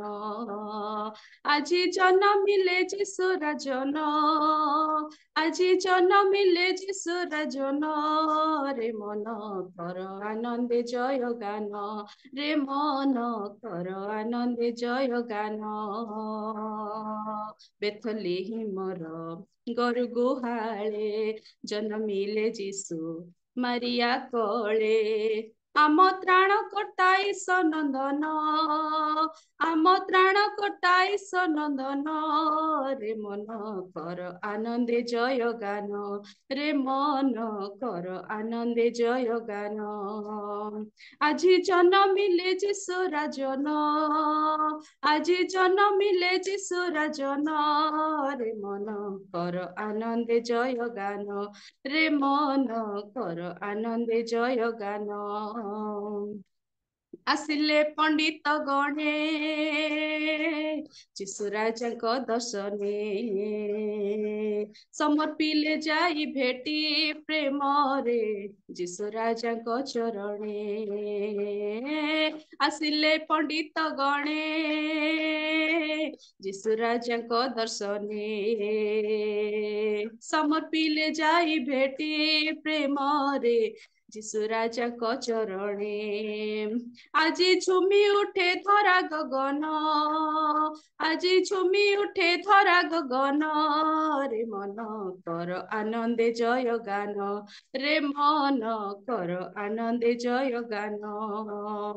আজি জনমিলে যিশু রাজন, আজি জনমিলে যিশু রাজন, রে মন কর আনন্দে জয় গান, রে মন কর আনন্দে জয় গান। স্বর্গীয় দূত বাহিনী ତାଙ୍କରି ବାରତା ଘେନି, କହିଲେ ଏହି ଜଗତେ ଓହ୍ଲାଇ ଯୀଶୁଙ୍କର ଶୁଭ ବାଣୀ। ସ୍ୱର୍ଗୀୟ ଦୂତ ବାହିନୀ ତାଙ୍କରି ବାରତା ଘେନି, କହିଲେ ଏହି ଜଗତେ ଓହ୍ଲାଇ ଯୀଶୁଙ୍କର ଶୁଭ ବାଣୀ। ପୁଣି ଧନ୍ୟ ହେଲା ମୋ ଜୀବନ, ପୁଣି ଧନ୍ୟ ହେଲା ମୋ ଜୀବନ, ରେ ମନ କର ଆନନ୍ଦେ ଜୟ ଗାନ, ରେ ମନ କର ଆନନ୍ଦେ ଜୟ ଗାନ। ଆଜି ଜନମିଲେ ଯୀଶୁ ରାଜନ, আজি জনমিলে যিশু রাজন, রে মন কর আনন্দে জয় গান, রে মন কর আনন্দে জয় গান, কর আনন্দে জয় গান, রে মন কর আনন্দে জয় গান, কর আনন্দে জয় গান, রে মন কর আনন্দে জয় গান। থ্যাংক ইউ দিদি। প্রেজ দ লর্ড। পুনର୍ବାର ପ୍ରତ୍ୟେକଙ୍କୁ ମୋର ନମସ୍କାର ପ୍ରଭୁ ଯୀଶୁଙ୍କ ନାମରେ। ପ୍ରେଜ ଦ ଲର୍ଡ। ପ୍ରେଜ ଦ ଲର୍ଡ, ପ୍ରେଜ ଦ ଲର୍ଡ। ଷଷ୍ଠୀନା ବହୁତ ବହୁତ ଧନ୍ୟବାଦ, ଅତି ସୁନ୍ଦର ଦୁଇ ଗୋଟି ଗୀତ ଗାନ କରି ଆଉ ପ୍ରଭୁଙ୍କର ଗୌରବ କରିଥିବାରୁ ବହୁତ ବହୁତ ଧନ୍ୟବାଦ ଅର୍ପଣ କରେ। ପ୍ରଭୁ ଆଶୀର୍ବାଦ କରନ୍ତୁ, ଅନୁଗ୍ରହ କରନ୍ତୁ, ଏହିପରି ଜୀବନର ଶେଷ ପର୍ଯ୍ୟନ୍ତ ପ୍ରଭୁ ତାଙ୍କରି ଗୌରବ ନିମନ୍ତେ ଆଉ ସୁସ୍ଥ ସବଳ ସୁରକ୍ଷିତ ରଖି ତାଙ୍କର ସାନ୍ନିଧ୍ୟରେ ସଦା ସର୍ବଦା ରଖିଥାନ୍ତୁ। ଆମେନ୍ ଆମେନ୍ ଆମେନ୍। ପ୍ରେଜ ଦ ଲର୍ଡ ସିଷ୍ଟର। ଆସନ୍ତୁ, ଅତି ସୁନ୍ଦର ଆରାଧନା ମାନେ କରିଗଲୁ ପ୍ରିୟ ସିଷ୍ଟରଙ୍କ ଦେଇକି। ସିଏ ଦେଖିବାକୁ ଯୋଉ ପ୍ରକାର ସୁନ୍ଦର, ତାଙ୍କର କଣ୍ଠ ମଧ୍ୟ ସେ ପ୍ରକାର ସୁନ୍ଦର, ସେ ଅତି ସୁନ୍ଦର ଭାବରେ ମଧ୍ୟ ଆରାଧନା କରନ୍ତି, ପ୍ରିଜାଇଡିଂ କରନ୍ତି। ଆଉ ପ୍ରଭୁ ସେଇ ପ୍ରକାର ତାଙ୍କୁ ରଖି ଅଛନ୍ତି। ଆଉ ସାନ୍ନିଧ୍ୟରେ ପ୍ରକୃତରେ ପ୍ରଭୁଙ୍କ ଠାରେ ଯୋଉମାନେ ରୁହନ୍ତି ସେମାନେ ଆଉ ଅତି ସୁନ୍ଦର ଅଟନ୍ତି ମୋ ଦୃଷ୍ଟିରେ। ଯୋଉମାନେ କି ପ୍ରଭୁଙ୍କ ଠାରେ ରହି ପ୍ରଭୁଙ୍କ ନିମନ୍ତେ ବ୍ୟବହୃତ ହୁଅନ୍ତି ସେମାନେ ଅତି ସୁନ୍ଦର ଅଟନ୍ତି କାହିଁକି ନା ଆମମାନଙ୍କର ପରମେଶ୍ୱର ସୁନ୍ଦର ଅଟନ୍ତି ସେଥିପାଇଁ ଆମେ ତାଙ୍କରି ସନ୍ତାନ ସନ୍ତତି ମାନେ ଆମମାନେ ମଧ୍ୟ ସମସ୍ତେ ସୁନ୍ଦର ଅଟୁ। ବହୁତ ବହୁତ ଧନ୍ୟବାଦ ସିଷ୍ଟର। ଆସନ୍ତୁ ଆଉ ଆମମାନେ ଏଇ ସମୟରେ ଆଉ ବିଳମ୍ବ କରିବା ନାହିଁ। ଆମମାନେ ସମୟ ମଧ୍ୟ ଅଧିକ ହୋଇ ଚାଲିଛି। ଆମମାନେ ଏଇ ସମୟରେ ଆମମାନଙ୍କର ସେ ଗୁରୁତ୍ୱପୂର୍ଣ୍ଣ ସମୟ ମଧ୍ୟରେ ଆମମାନେ ପ୍ରବେଶ କରୁଅଛୁ। ଆମମାନେ ଈଶ୍ୱରଙ୍କର ଜୀବନ୍ତ ବାକ୍ୟକୁ ଆମମାନେ ଏଇ ସମୟରେ ଶ୍ରବଣ କରିବାକୁ ଯିବା। ଆଉ ବାକ୍ୟ ଶ୍ରବଣ କରିବା ପୂର୍ବରୁ ଆମମାନେ ପଦେ ପ୍ରାର୍ଥନା କରିବା। ଆଉ ଯାହା ସବୁ ପ୍ରୋଗ୍ରାମ ଆମମାନଙ୍କର ଆରମ୍ଭରୁ ଏପର୍ଯ୍ୟନ୍ତ ହେଇସାରିଛି ଆଉ ପ୍ରତିଟି ବିଷୟ ଦେଇ ପ୍ରଭୁଙ୍କୁ ଧନ୍ୟବାଦ ଦେବା। ପୁଣି ଆଗାମୀ ବାକ୍ୟ ଆଗାମୀ ବକ୍ତ୍ରୀଙ୍କୁ ଆଉ ପ୍ରଭୁଙ୍କ ଠାରେ ସମର୍ପିତ କରି ଆମମାନେ ପ୍ରାର୍ଥନା କରିବା। ଆଉ ଏଇ ସମୟରେ ଆଉ ପ୍ରାର୍ଥନା କରିବା ନିମନ୍ତେ ମୁଁ ଅନୁରୋଧ କରେ ଆଉ ଜସ୍ମିନୀ ଲିମା ଦିଦି ବୋଧେ ଲିଭ୍ ହେଇଯାଇଛନ୍ତି। ଆଉ ଆମମାନଙ୍କର କୁମୁଦିନୀ ଲିମା ମା ଯଦି କମ୍ଫର୍ଟେବଲ ଅଛନ୍ତି ତେବେ ସେ ଏଇ ବିଷୟକୁ ନେଇ ସଂକ୍ଷିପ୍ତରେ ପ୍ରାର୍ଥନା କରିବା ହେବେ। ପ୍ରେଜ୍ ଦ ଲର୍ଡ ମା। ପ୍ରେଜ୍ ଦ ଲର୍ଡ। ଆଜ୍ଞା। ବହୁତ ବହୁତ ଧନ୍ୟବାଦ। ପ୍ରାତଃ ସମୟରେ ରିଏଲି ମିନିଷ୍ଟ୍ରି ମାଧ୍ୟମରେ ଯୀଶୁଙ୍କର ଜନ୍ମ ଉପଲକ୍ଷେ ସେଲିବ୍ରେସନ କରାଯାଉଥିବାରୁ ସେହି ଅବସରରେ ଉପସ୍ଥିତ ପ୍ରଭୁଙ୍କ ଦାସ ଦାସୀ ପ୍ରତ୍ୟେକଙ୍କୁ ମୁଁ ବିଶେଷ କରି ପ୍ରଭୁଙ୍କୁ ଧନ୍ୟବାଦ ଦଉ ଆପଣମାନଙ୍କ କତିରେ ଧନ୍ୟବାଦ ପୁଣି ନମସ୍କାର ଜଣାଏ। ନମସ୍କାର। ସୁଯୋଗ ପାଇଁ ଧନ୍ୟବାଦ ଦଉଛି। ଆସନ୍ତୁ ପ୍ରାର୍ଥନା କରିବା। ମୁଁ ଟିକେ ଭିଡିଓ ଅନ୍ କରିପାରୁନି, କ୍ଷମା କରନ୍ତୁ। ଧନ୍ୟବାଦ ଦଉଛି ପ୍ରଭୁ, ତୁମେ ମହାନ ସର୍ବଶକ୍ତିମାନ, ତୁମେ ସର୍ବଦର୍ଶୀ ସର୍ବ ଅନ୍ତର୍ଯ୍ୟାମୀ, ତୁମେ ଯିଏ ଅଛ ସିଏ ଅଛ ପ୍ରଭୁ। ତୁମେ ଏପରି ମହାନ ପରମେଶ୍ୱର ଯେ ତୁମକୁ କିଏ ଭୟ କରିବ ପ୍ରଭୁ। ତୁମର ଜନ୍ମ ଆଶ୍ଚର୍ଯ୍ୟ, ତୁମର ଜନ୍ମ ଠାରୁ ମୃତ୍ୟୁ ପର୍ଯ୍ୟନ୍ତ, ପୁନରୁତ୍ଥାନ ପର୍ଯ୍ୟନ୍ତ, ସ୍ୱର୍ଗ ଆରୋହଣ ପର୍ଯ୍ୟନ୍ତ ଆଶ୍ଚର୍ଯ୍ୟ ପ୍ରଭୁ। ତୁମେ ଏପରି ଆଶ୍ଚର୍ଯ୍ୟ ଆଶ୍ଚର୍ଯ୍ୟ, ତୁମର ଭବିଷ୍ୟତ ବାଣୀ ଗୁଡିକ ଗୋଟି ଗୋଟି କରି ତୁମେ ପୂରଣ କରିବା ପାଇଁ ସମସ୍ତ କାର୍ଯ୍ୟ ତୁମେ କରିଯାଇଛ। ଏଥିପାଇଁ ଧନ୍ୟବାଦ ଦଉଛି ପ୍ରଭୁ। ଆମମାନଙ୍କୁ ତୁମେ ସ୍ୱର୍ଗକୁ ନେବା ପାଇଁ ତୁମେ ମନୋନୀତ କରିଅଛ ପ୍ରଭୁ। ତୁମ ରାଜ୍ୟର ସନ୍ତାନ ହେବା ପାଇଁ ଆମମାନଙ୍କୁ ଅଧିକାର ଦେଇଛ ପ୍ରଭୁ। ଆଉ ସେ ଅଧିକାରରେ ଆମେ ତୁମକୁ ଧନ୍ୟବାଦ ଦଉ ତୁମ ନିକଟରେ ପ୍ରାର୍ଥନା କରୁଛୁ। ଆଜିର ସେଲିବ୍ରେସନ ପ୍ରଭୁ ରିଏଲି ମିନିଷ୍ଟ୍ରି ଦ୍ଵାରା କରାଯାଉଥିବାରୁ ତୁମର ପ୍ରିୟ ପ୍ରଭୁ ଦାସୀ ମାନେ ଅତି ସୁନ୍ଦର ଭାବରେ ଗ୍ରୀଷ୍ଟିନ୍ ଜଣେଇଛନ୍ତି। ତୁମର ଗୌରବ ନିମନ୍ତେ ଗୀତ ଗାନ କରିଛନ୍ତି। ପ୍ରଭୁ ଜନ୍ମର ବିବରଣୀ ଗୁଡିକ ତୁମେ କେମିତି ଆଶ୍ଚର୍ଯ୍ୟ ଭାବରେ ଜନ୍ମ ଗ୍ରହଣ କରିଥିଲ ଏଇ ଧରା ପୃଷ୍ଠରେ। ଆଉ ସେ ସମସ୍ତ ବିଷୟକୁ ତୁମ ଦାସୀ ମାନଙ୍କର ମୁଖ ଦେଇ ପ୍ରଭୁ ରିଏଲି ମିନିଷ୍ଟ୍ରିରେ ପ୍ରଭୁ ତୁମେ ଯୋଗ ଦେଇ ସମସ୍ତ କାର୍ଯ୍ୟକ୍ରମକୁ ପରିଚାଳନା କରିବା ପାଇଁ ତୁମ ଦାସୀ ମାନଙ୍କୁ ଦେଇଥିବାରୁ ମୁଁ ତୁମକୁ ଧନ୍ୟବାଦ ଦଉଛି। କାରଣ ସେମାନଙ୍କର ମୁଖ ଦେଇ ତୁମେ ପ୍ରକାଶିତ ହେଇଛ ପ୍ରଭୁ। ଧନ୍ୟବାଦ ପ୍ରଭୁ, ତୁମେ ବ୍ୟବହାର କରିଛ ତୁମ ଦାସୀ ମାନଙ୍କୁ, ତୁମକୁ ମୁଁ ଧନ୍ୟବାଦ ଦଉଛି ପ୍ରଭୁ। ଗୀତ ଗାନରେ ପ୍ରଭୁ କ୍ରିଷ୍ଟିନ୍ ଜଣେଇବାରେ ପ୍ରଭୁ ଅନେକ ପ୍ରିୟ ମାନେ ଅନେକ ବାକ୍ୟ ମଧ୍ୟ ପରିବେଷଣ କରାଯାଇଛି। ପ୍ରଭୁ ଅନେକ ବିଷୟ ପ୍ରଭୁ ଏ ସ୍ଥାନରେ ଉପସ୍ଥାପନ କରାଯାଇଛି। ପ୍ରଭୁ ଏ ସମସ୍ତ ବିଷୟ ତୁମର ଗୌରବ ନିମନ୍ତେ କରାଯାଇଛି। କାରଣ ଏଇ ଧରା ପୃଷ୍ଠ ଜାଣୁ ପ୍ରଭୁ ଆମେ ପ୍ରତି ସମୟରେ ପ୍ରଭୁ ତୁମକୁ ସେଲିବ୍ରେସନ କରିବା ପାଇଁ ଆମ ହୃଦୟରେ ପ୍ରଭୁ ସେଇ ମନ ଉଠୁ ପ୍ରଭୁ। ଆମେ ତୁମକୁ ଗ୍ରହଣ କରିବୁ, ଏଇ ବାକ୍ୟ ଅନ୍ୟମାନଙ୍କ ନିକଟରେ ଆମେ ଜଣେଇବୁ ପ୍ରଭୁ। କାରଣ ତୁମେ ଏଇ ଯାଏ ଆମମାନଙ୍କୁ ବଞ୍ଚା ଆଣିଛ ପ୍ରଭୁ। ବଞ୍ଚି ନଥିବା ଲୋକମାନେ ଏଇ ସମସ୍ତ କାର୍ଯ୍ୟ କରିବେ ନାହିଁ ପ୍ରଭୁ, ମାତ୍ର ତୁମେ ଆମମାନଙ୍କୁ ବଞ୍ଚା ଆଣିଛ ତୁମ କାର୍ଯ୍ୟ ପାଇଁ। ତୁମ କଥା ଅନ୍ୟମାନଙ୍କୁ ଶୁଣେଇବା ପାଇଁ ପ୍ରଭୁ ଆମମାନଙ୍କୁ ବଞ୍ଚି ଆଣିଛ। ଏଇ କଥା ଆମେ ଅନ୍ୟମାନଙ୍କୁ ଜଣେଇବା ଆମଙ୍କର ନିତାନ୍ତ କର୍ତ୍ତବ୍ୟ ପ୍ରଭୁ। ଏଇ ମାଧ୍ୟମରେ ମଧ୍ୟ ଫେସବୁକ୍ ଦ୍ଵାରା ପ୍ରଭୁ ହେ ବାପା ୟୁଟ୍ୟୁବ ଦ୍ଵାରା ଅନ୍ୟମାନେ ଶୁଣନ୍ତୁ, ଯୋଉମାନେ ବିଜାତୀୟ ଲୋକମାନେ, ଯୋଉମାନେ ତୁମକୁ ଗ୍ରହଣ କରିନାହାନ୍ତି। ପ୍ରକୃତିରେ ପ୍ରଭୁ ଯୀଶୁ ଖ୍ରୀଷ୍ଟ କାହିଁକି ଏ ଧରା ପୃଷ୍ଠକୁ ଆସିଲେ, କାହିଁକି ଜନ୍ମଗ୍ରହଣ କଲେ, କୋଉଥି ନିମନ୍ତେ ଆସିଥିଲେ, ସେ ସମସ୍ତ ବିବରଣୀ ଆମେ ଯେତେବେଳେ ପ୍ରକାଶ କରୁଛୁ ପ୍ରଭୁ, ଏଇ ବିଷୟ ଗୁଡିକ ଲୋକମାନଙ୍କର ଅନ୍ତରେ ସ୍ଥାନ ପାଉ ବୋଲି ମୁଁ ପ୍ରାର୍ଥନା କରୁଛି। ତୁମେ ଦୟାବହ, ତୁମେ ଆମମାନଙ୍କୁ ସୁଯୋଗ ଦେଇଛ, ଏଥିପାଇଁ ମୁଁ ଧନ୍ୟବାଦ ଦଉଛି ପ୍ରଭୁ। ଧନ୍ୟବାଦ ଦଉଛି ତୁମ ଦାସୀ ମାନଙ୍କୁ ମଧ୍ୟ ଏତେ ସୁନ୍ଦର ସୁଯୋଗ ଦେଇଛ, ଏଥିପାଇଁ ମୁଁ ବିଶେଷ କରି ଧନ୍ୟବାଦ ଦଉଛି। ଆବଶ୍ୟକ ସମସ୍ତ କାର୍ଯ୍ୟକ୍ରମ ଗୁଡିକ ଅତିକ୍ରମ ହେଇଛି ପ୍ରଭୁ। ବିଶେଷତଃ ତୁମର ଜୀବନ୍ତ ବାକ୍ୟ ତୁମ ଦାସୀଙ୍କ ଦ୍ଵାରା ପରିବେଷଣ ହେବାର ରହିଛି, ତାଙ୍କୁ ତୁମେ ତୁମର ଧର୍ମାତ୍ମାଙ୍କର ଅଭିଷେକରେ ତାଙ୍କୁ ବ୍ୟବହାର କର।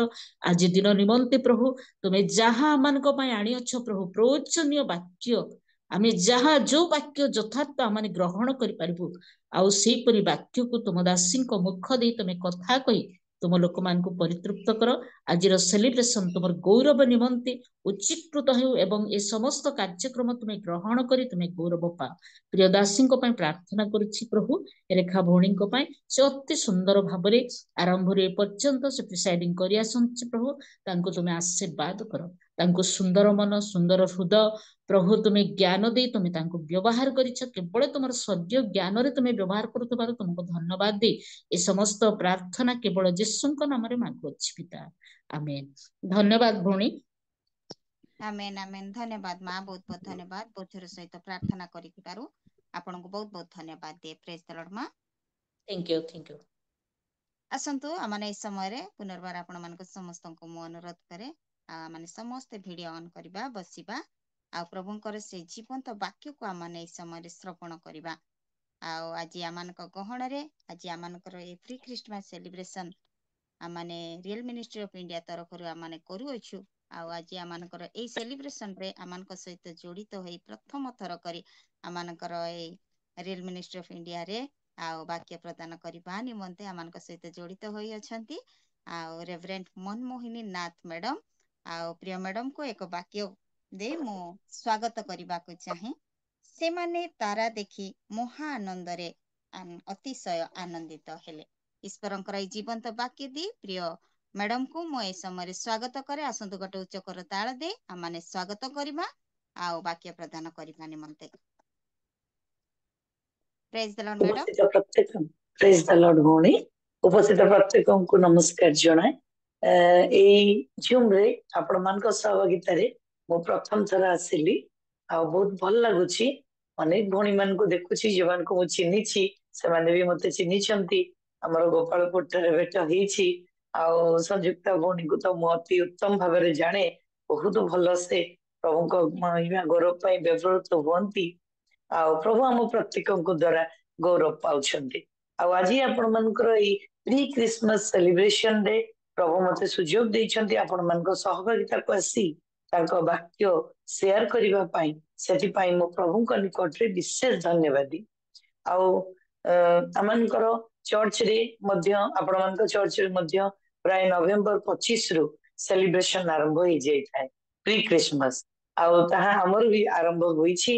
गत काली आम महिला मानकर गोटे सुंदर मीना बजार आयोजन थिला से प्री क्रिसमस सेलिब्रेशन अंतर्भुक्त थिला। सेठी मु जेतले बहुत व्यस्त थिली संध्या समय संयुक्ता दीदी मते कॉल करथिले से मते कहिले प्रभुंकर महिमा गौरव पाई अल्प समय जीति मु प्रस्तुत हेछि आपण मानक सम्मुख रे मु आज से वाक्य को थोइबी मो आशा करे हमर ए समस्त वाक्य द्वारा आपण मानकर सुनिबा द्वारा सहयोग द्वारा प्रभु गौरव पाइबे प्रभु गौरव पाउछंती पांतु प्रभु हमको आज ए सकाळे तांको महिमा गौरव पाई व्यवहार करंतु। हमने गोटे अंश पढ़िबा जहाँकि माथ्यू 2 पर्वर 1 रु 5 पद जदि के पाउछंती पढ़ी दियंतु मो पाई माथ्यू 2 पर्व 1 रु 5 पद। हेरोद राजांको समय रे जिहुदा प्रदेशर बेथलेहेम रे यीशुଙ୍କ जन्म हेबा परे देख पूर्व देशर केतेक पंडित जेरूसालेम को आसी कहिले जिहुदी मानकर जेउ राजा जन्म ग्रहण करियछंती से केउठारे कारण आमे माने पूर्व देश रे ताहांको तारा देखि ताहांको प्रणाम करिबाको आसीअछु। एहा सुनी हेरोद राजा ओ तांको सहित समुदाय जेरूसालेम निवासी उद्विग्न हेले। पुणी से लोकमानंको समस्त प्रधान याजक लोकंको समस्त प्रधान याजक ओ शास्त्री को एकत्र करी ख्रीष्ट केउठारे जन्म ग्रहण करिवे ताहा सेमानंको ठारू बुझी नेबाकु चेष्टा कले। सेमाने तांको कहिले जिहुदा प्रदेशर बेथलेहेम रे कारण भाववादींको द्वारा एपरि लेखा अछि। ए जो शेष 5 पद पंचम पदरे गोटे नाम उल्लेख अछि बेथलेहेम। ए बेथलेहेम शब्द हमको आजिर ए प्री क्रिसमस सेलिब्रेशन रो अर्थ बुझिबारे सहाय्य करिवो। आमे बुझिबा ए बेथलेहेम काहे कि ए स्थान रे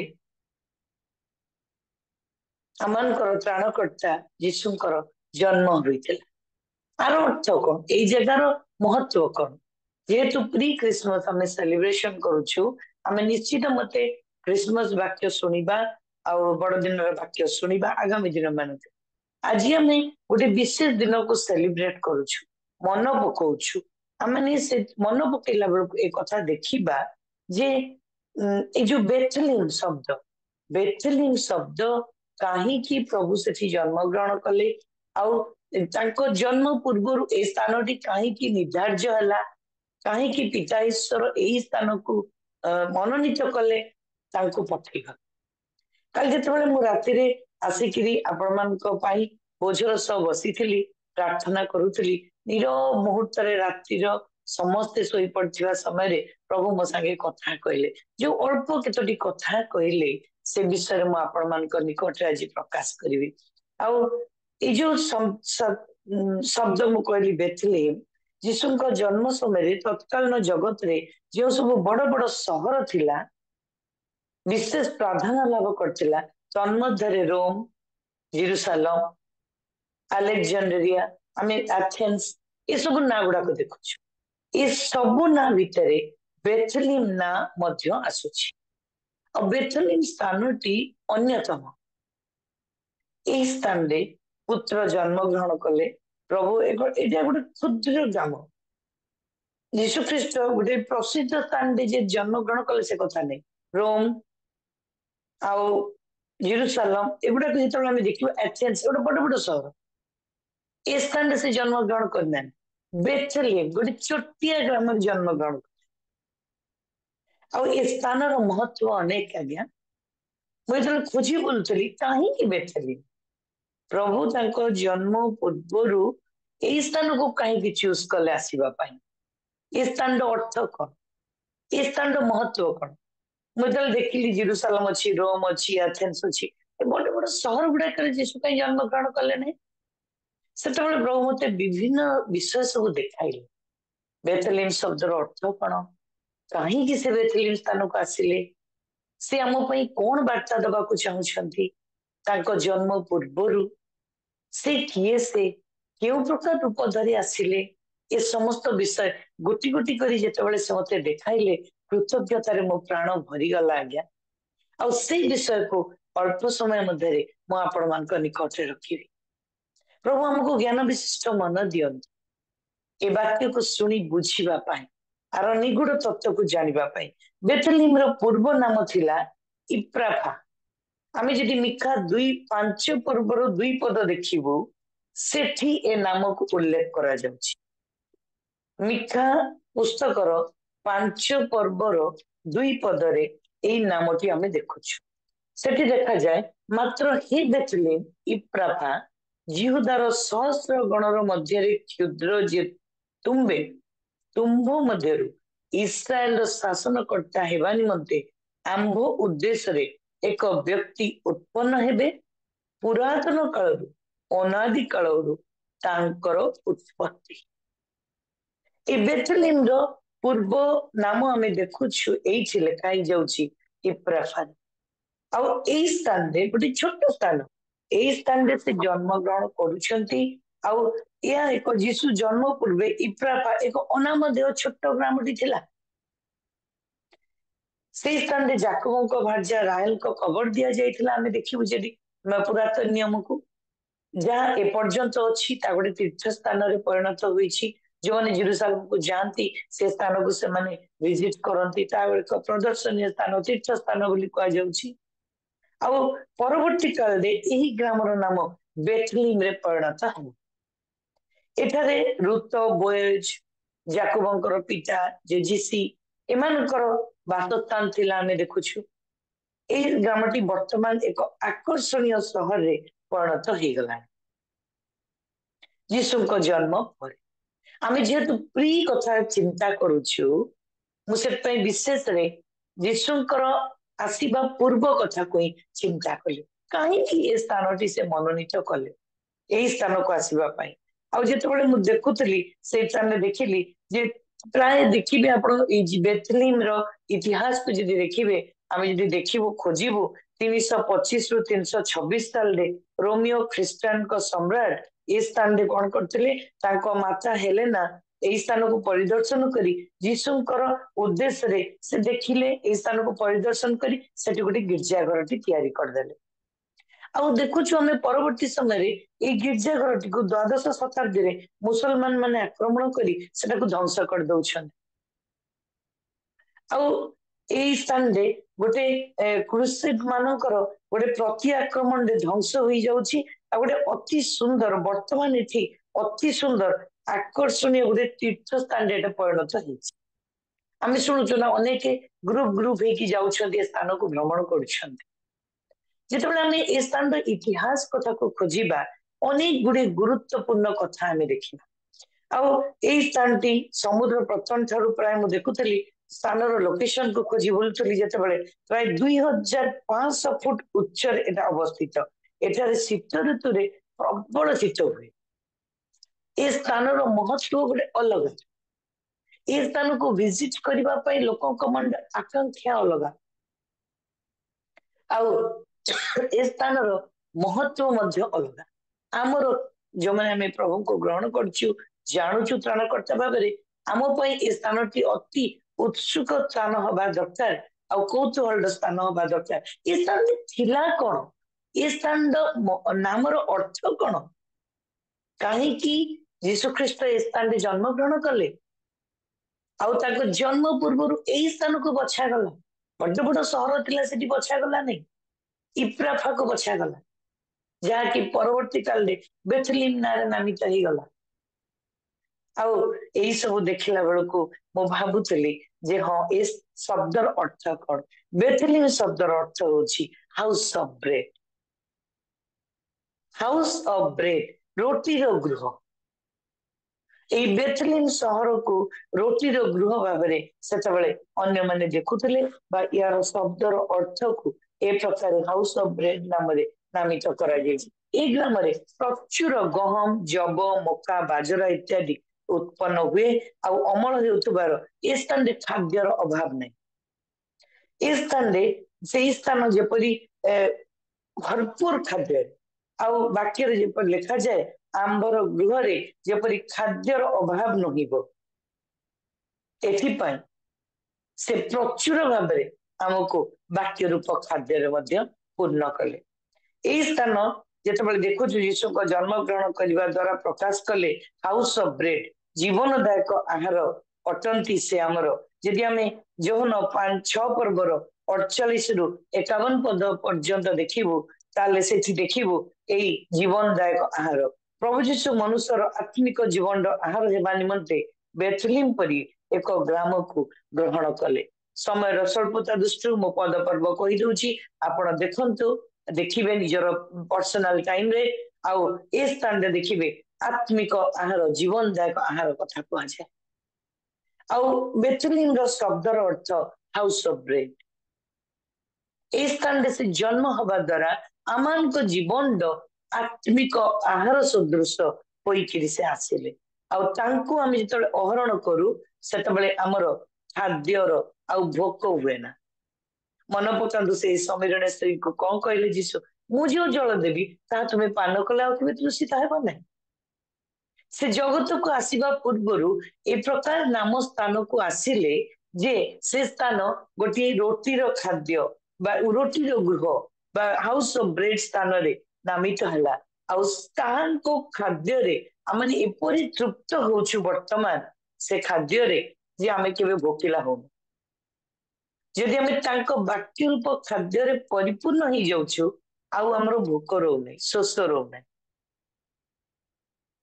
जन्म पूर्वर देखो पिता ईश्वर से स्थानटी को कई प्रकार महत्वपूर्ण कले। आमे समस्ते वर्तमान सुनिले आमे शुणुचु मु भी शुणुची आपण माने सुंदर बेथलीम को प्रभु को जन्म जयंती को नहीं गीत बोलले आउ आमे जन्म ठारू ए पर्यंत कथा भाबुछु जेहेतु आमे एटा प्री क्रिसमस सेलिब्रेशन करूछु मु विशेष भावे प्रार्थना करली प्रभु प्री क्रिसमस रे मु क्यों वाक्य देबी। अनेक आपण को सद्भक्त माने आपण को जन्म जयंती को नहीं बहुत ज्ञान कथा कहिबे किंतु एही स्थान को बेथलीम स्थान को आपण काहे बाछिले तेतले निरव मुहूर्त रे बसी मो प्रार्थनार सह खोजुथली ए कथा को मते कहिले जे मु होची रोटीर गृह। आमे प्रत्येक मास मेजर सम्मुखीन होछु ना तांको शरीर रूपक रोटी को आमे भोजन करूछु तांकर से रक्त जहाँकि हमको पानीय रूपे आमे पान करी आउ थे तांकर से मृत्यु को स्मरण करी तांको स्मरण करछु पाप क्षमा मागुछु आउ पाप करिबनु बोली पुणी प्रतिज्ञा करूछु पुणी गोटे मास क्षेपण करूछु गोटे मास क्षेपण करबा भितर कोन होची आमे पुणी केतेबेले पाप करी दउछु परा आउ थरे पुणी ताकू स्मरण करूछु वाक्य कहला जेते थर ताकू तुम्हें भोजन कर सेते थर मते स्मरण कर। प्रभु कहीं मो पई आसीथिले को उद्देश्य आसीथिले ताकू मो स्मरण करूथिबी मो जीवन जाक मो वर्ष जाक मो बंचिथिबा समय जाक को मो स्मरण रखिबी बोलिका एई बेथलेम शब्दर अर्थ मते स्मरण कराई दिए। जन्म पूर्व से स्थान को से बाछि नेले जे एई स्थानटी कौन हम मु आसबि मु ते जीवनदायक आहार रे परिपूर्ण कर रखिबी। आउ द्वितीय आम देखू ए ग्रामर वृत्ति होछि मेषपालन। मेषपालन ए ग्रामर नाम होछि हाउस ऑफ ब्रेड प्रथम कहली तापर मु देखुछि जे ए ग्राम रे मेष पालन करबा गोटे वृत्ति अधिकांश आदिवासी मेष पालक अटंती से स्थान ए ग्राम मेष मान किणा जाई जेरुसालेम मंदिर रे पवित्र बलि स्वरूप उत्सर्ग कर जाउतला। जाजक महाजाजक माने ए ग्राम मेष मान को आनी जेरुसालेम रे अति उच्च दर रे चढ़ा दर रे बलिदान करने को बिक्री करुले एवं से माने तीर्थ यात्री मान को विक्रय करी बलि से उत्सर्ग कर एमाने बड़ लाभवान होते। आधुनिक जेरुसालेम रे भग्न प्राचीर मध्य शिप गेट बा मेष द्वार देखा मिले जो माने जाइछन्ती से माने आसिकी कहते मेष द्वार बोली गोटे द्वार सेठी अछि। बहुत इच्छा करछि वन डे प्रार्थना रे रखिछि प्रभु केबे सुयोग देले से स्थान गुडाको निश्चित मते विजिट करिवि बोली किंतु सौभाग्य लोकन को प्रभु चाहिए सुयोग देले से प्रकार जगह को से माने जाइकिरी देखिकी आउ सब अनुभव करके आसी पारंती मोर भाई बणी माने प्रभु सुयोग दियंती आ सेमान को कथरू मु सुनिछि जे हां सेठी गोटे मेष द्वार नाम रे गोटे द्वार अछि। मुझे वाक्य मध्य दे देखुले सब को कहली मु भी जेतबेले जीवी ताकू से द्वारटा को खोजिकी देखिकी आसी निश्चित मते आधुनिक जेरुसालेम प्राचीर रे से द्वार गोटे अछि बोली प्रकाश करा जाए। ईश्वर को मेष शावक अटंती यीशु ख्रीस्ट आमे जाछु ना जेतबेले से जीवन उठिले एई देखो ईश्वर को मेष शावक जे जगतर पाप भार बही नहीं जाए बोली तांको पई कुआ गला आउ एई मेष शावक एही बेथलेम छोटिया ग्रामटी जन्म ग्रहण कले कारण ये मेष मान को पालन करबा पाई पिता ईश्वर तांको जगत को पठाई दिले। पिता तांकर मेष मान को पालन करबा पाई तांको पुत्र को जगत को पठाइले आ सेति पाई से बेथलेम ग्रामटी को चूज कले जोठारे कि प्रथम वृत्ति सेठारे मेन वृत्ति होची मेष पालन करबा। बेथलेम सहरे आउ से तांको पठाइले मेष मानकर से जत्न नेबे आमान को जत्न से नौछ आउ से आसीबा आगुरु पिता ईश्वर ए स्थान को सजाइले जहन 1 पर्व 29 पद आमे से पदटी को देखो ए देखो ईश्वर को मेष शावक जे कि जगतर पाप भार बोही नहीं जान से आम पाप भार बहिबा पई जगत को आस्थिले से आसीबा आगुरु पिता ईश्वर से स्थानटी को चूज कले बेथलेम स्थान रोम को एथेंस को आउरी अनेक जगह को से चूज कले ना छोट ग्राम को तांको पुत्र को पठाइले बट पुत्र वेरी प्रेशियस थिला मो आमे छोट जिंस को केबे ग्रहण करिबान ना हमु सब बड़ जिंस दरकार जो माने देखिबे छोट चर्च को जीवे उपासना पे बड़ चर्च को उपासना पे जीवे कर्ण प्रभु सेठी अछन प्रभु छोट स्थान को आसिले मोर भाई बणी माने मोर छोट हृदय को से चाहिए मोर भाई बणी माने मोर छोट मन को से चाहिए मोर फुल बॉडी को से चाहिए छोट मन को अधिकार करने को चाहिए तुमने जानो नहीं तुम हृदय ईश्वर मंदिर जे मंदिर को नष्ट करे प्रभु ताको नष्ट करते ये सब कथा तो प्रभु ताको जन्म पूर्व ही मत कहीदे बेथलेम ग्राम द्वारा बेथलेम स्थान जन्म करने द्वारा जन्म होगा द्वारा आउ एई देख ईश्वर मेष शावक जे कि मोर एवं आपणकर पाप भार को बही नहीं जावाई आसिले तृतीय देखी बेथलीम रे साधारणतः लेवी वंशर लोक मैंने विशेष भाव बास करते अनेक जेरुसालेम मंदिर सेवा कार्य निमंते उत्सर्गीकृत होते मंदिर सेवा कार्य निमंते बेथलीम प्रसिद्ध थिला एवं ताहा जेरुसालेम निकटवर्ती थिबारु लेवीय सेवक मान निमंते जीवा आसवा सहज बाट हेउथला यीशु घोषणा करी कहले मनुष्य पुत्र सेवा पाइबा पाई नुहे मात्र मनुष्यर सेवा करने एवं ताहार परित्राण निमंते आपना प्राण देवाको आसी अछंती जहाँकि मार्क 10 पर्वर 45 पदरे आमे देखुछु आउ से मो पई आपनक पई सेवा करने को आसिले सेवा पाइबा को नहीं मोर भाई भणी माने यीशुंकर आ गोटे विषय देखिबा से बेथलेम रे यीशुंकर जन्म समय रे रोमियो सरकार राजत्व करथले आ सेते बेले अति सुंदर रास्ता घाट सब निर्मित होइथिला सुदीर्घ राजपथ मिसर देशरु बाहरी गालिली आड़ को लंबी जाइथिला मझी रास्ता रे बेथलेम रास्ता कड़ रे अवस्था थिला आ सेठारे एक विश्राम गृह थिबारु सेठारे से माने कोन करथले यात्री माने विश्राम नौथले आमे देखिछु ना जेतले जेरुसालेम मंदिर को जाउथले से गोटे जगह टिके रही गले विश्राम स्थल टिके रही गले आ सेठी से अनेकଙ୍କ सहित आलोचना करथले ताको पिता माता ताको खोजिले मन पकांत ए सब लिखा जाइछि से स्थान रे से जो स्थान रे से रही गले विश्राम गृह से यात्री मानकर गृह थिला आ जो माने कोन करथले से गृहर मालिक मेष पालन करथुबारु से गृह निकट रे गोटे कोन करथले मेषशालाटी निर्माण करथले यीशु से स्थान रे जन्म ग्रहण करथिले से घोषणा करी कहले मु कोन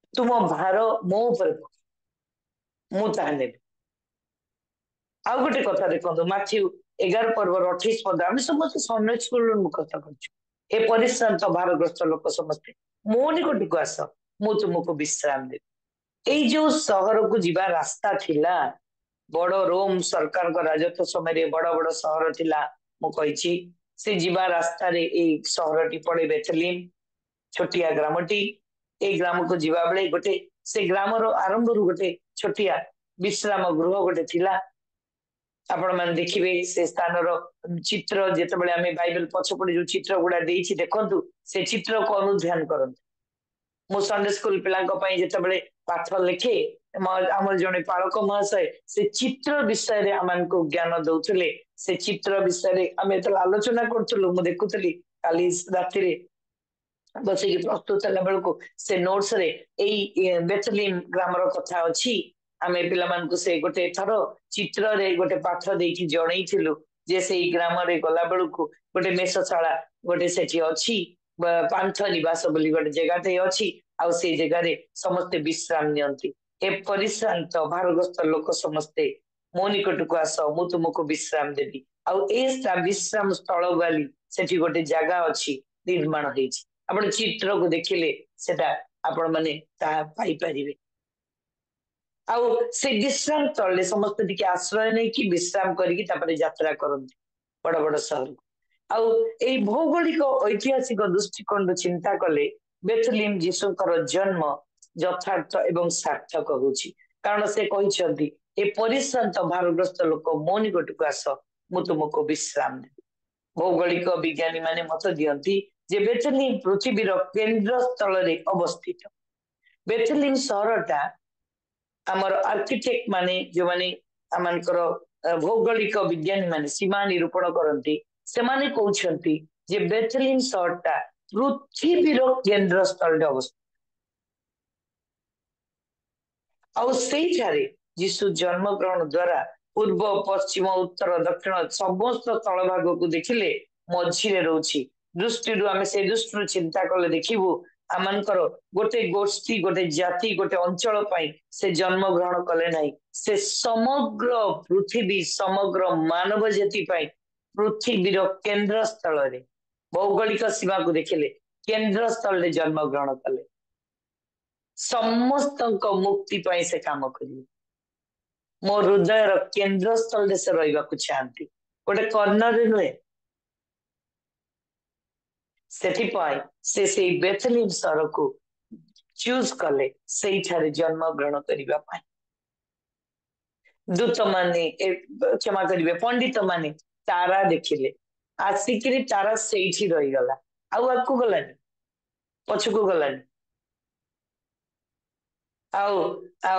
से देखुचु जे से स्थान उद्दिष्ट थिला आउ पिता ईश्वर से स्थान को चूज करथिले खननकारी आर्कियोलॉजिस्ट ऐतिहासिक माने मत व्यक्त करती यीशु जन्मर बहु वर्ष पूर्वे जेरूसालेम रु बेथनीम मध्य गोटे सुड़ंगटे मु जो चित्र कथा कहूँ काली चित्र को बस अनुध्यान करी से गोटे सुड़ंग भी थिला से माने कहउछन आउ सेटा गोटे सुड़ंग थिला अर्थात बेथलीम को जेतेबेले से माने जाउथले से दृढ़ दुर्ग देकरी शत्रु माने जेतेबेले जेरूसालेम को आक्रमण कला बेले राजा महाराजा माने परिवार सहित से सुड़ंग दे पलायन करी बेथलीम दुर्ग रे आश्रय नेउथि देखो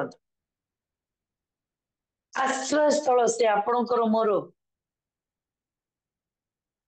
आउ राजा महाराजा माने शत्रु सहित आक्रमण रक्षा पाइबा से टनेल बाटे जाइकरी से माने बेथलीम सहर गोटे छोट जगह थिला केही जानिबेनी सेठी के आक्रमण करिबेनी सेठी जाइकी से माने निजर पिला परिवार धरिकी लुचुथिले बा आश्रय नउथिले यीशु बेथलीम रे जन्म ग्रहण करबा द्वारा प्रकाश करती जे से मनुष्यर आश्रय निमंते दृढ़ गढ़ बा दुर्ग अटंती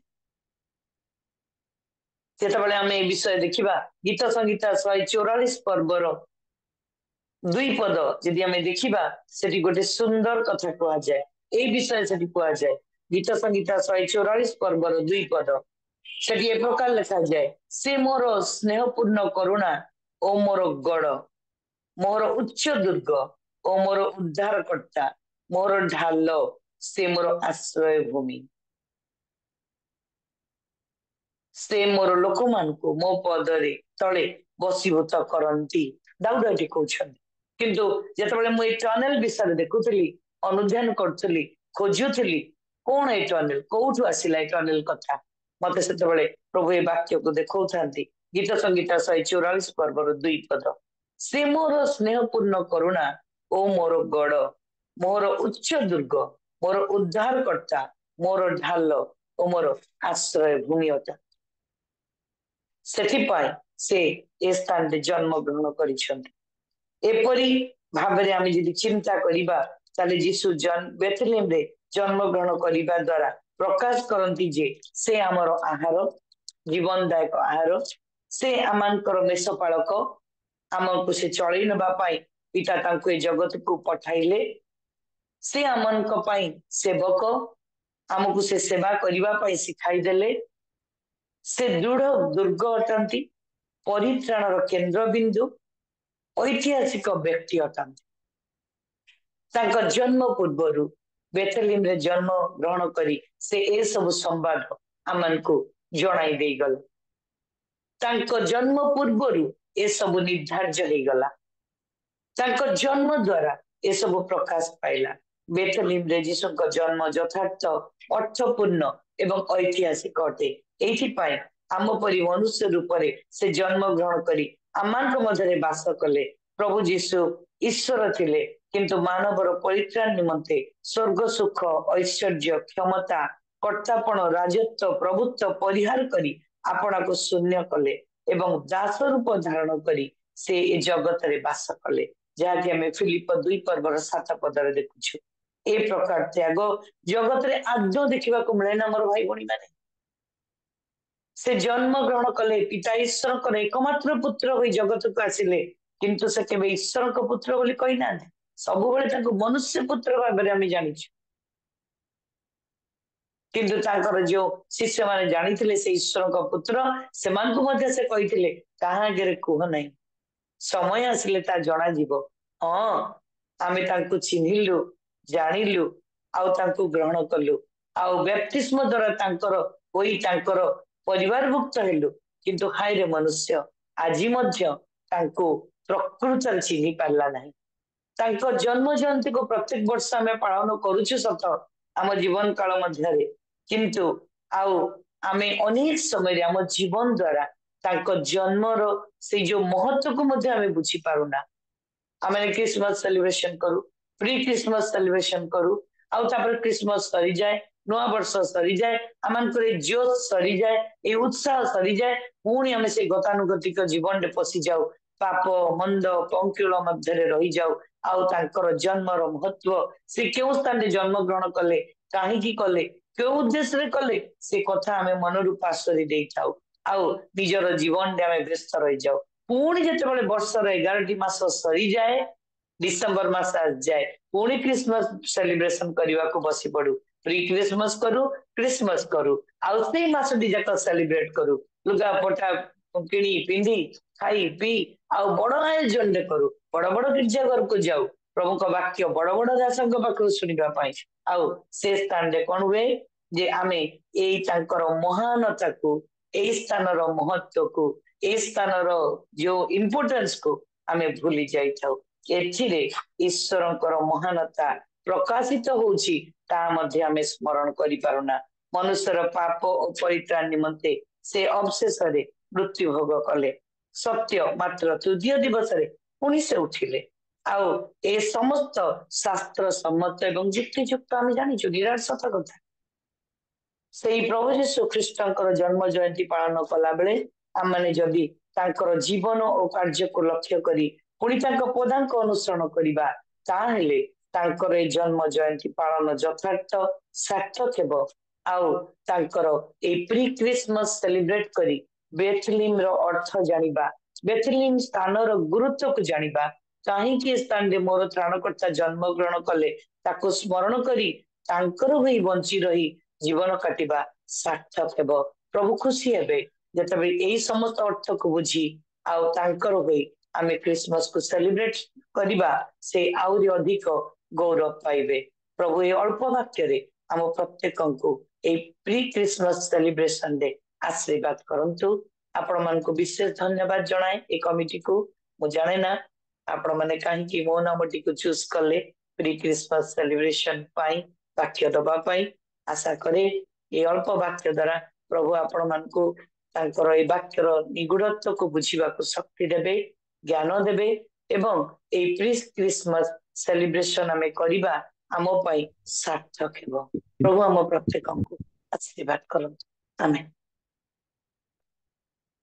आमेन आमेन धन्यवाद मैडम बहुत बहुत धन्यवाद अति सुंदर वाक्य आज आमान को गहण रे प्रदान करिथिबार आपन को धन्यवाद दिए जे यीशु ख्रीष्ट काहेकि बेथलीहिम परि गोटे छोट आउ गाँ को चूज कले आउ जन्म ग्रहण करबा निमंते अति अर्थपूर्ण वाक्य थिला आउ ए प्रकृत रे आमाने जानिबार आवश्यक रही जहाँकि शेष रे गोटे कथा कहिले आउ जे आमे 11 मास जाक भूली जाऊ शेष मास रे आमान को मने पड़े आज यीशु जे आमान को निमंते जगत को आसी थिले आ जन्म ग्रहण करिथिले आउ जेते बेले आमाने सेलिब्रेशन करू आउ पुणी जानुआरी मास नूतन वर्ष आसी जानुआरी मास हेला बेलको पुनर्बार आमानकर कार्य व्यस्तता भितरे आमान पुनर्बार ताहा भूली जाई थाउ किंतु आमानक जीवन मध्य प्रभु ए प्रकार हेबाको दियंतु नै आजिर वाक्य जी प्रकार आमाने श्रवण करिगलु आ प्रभु ए वाक्य दि आमानक जीवन मध्य कथा कही छंती एहा सदा सर्वदा आमानक जीवन मध्य कार्यकारिता हेबो सेतपे आमाने प्रार्थना रे सदा सर्वदा स्मरण रे रखिबा बहुत बहुत धन्यवाद मैडम प्रथम थर करी आसी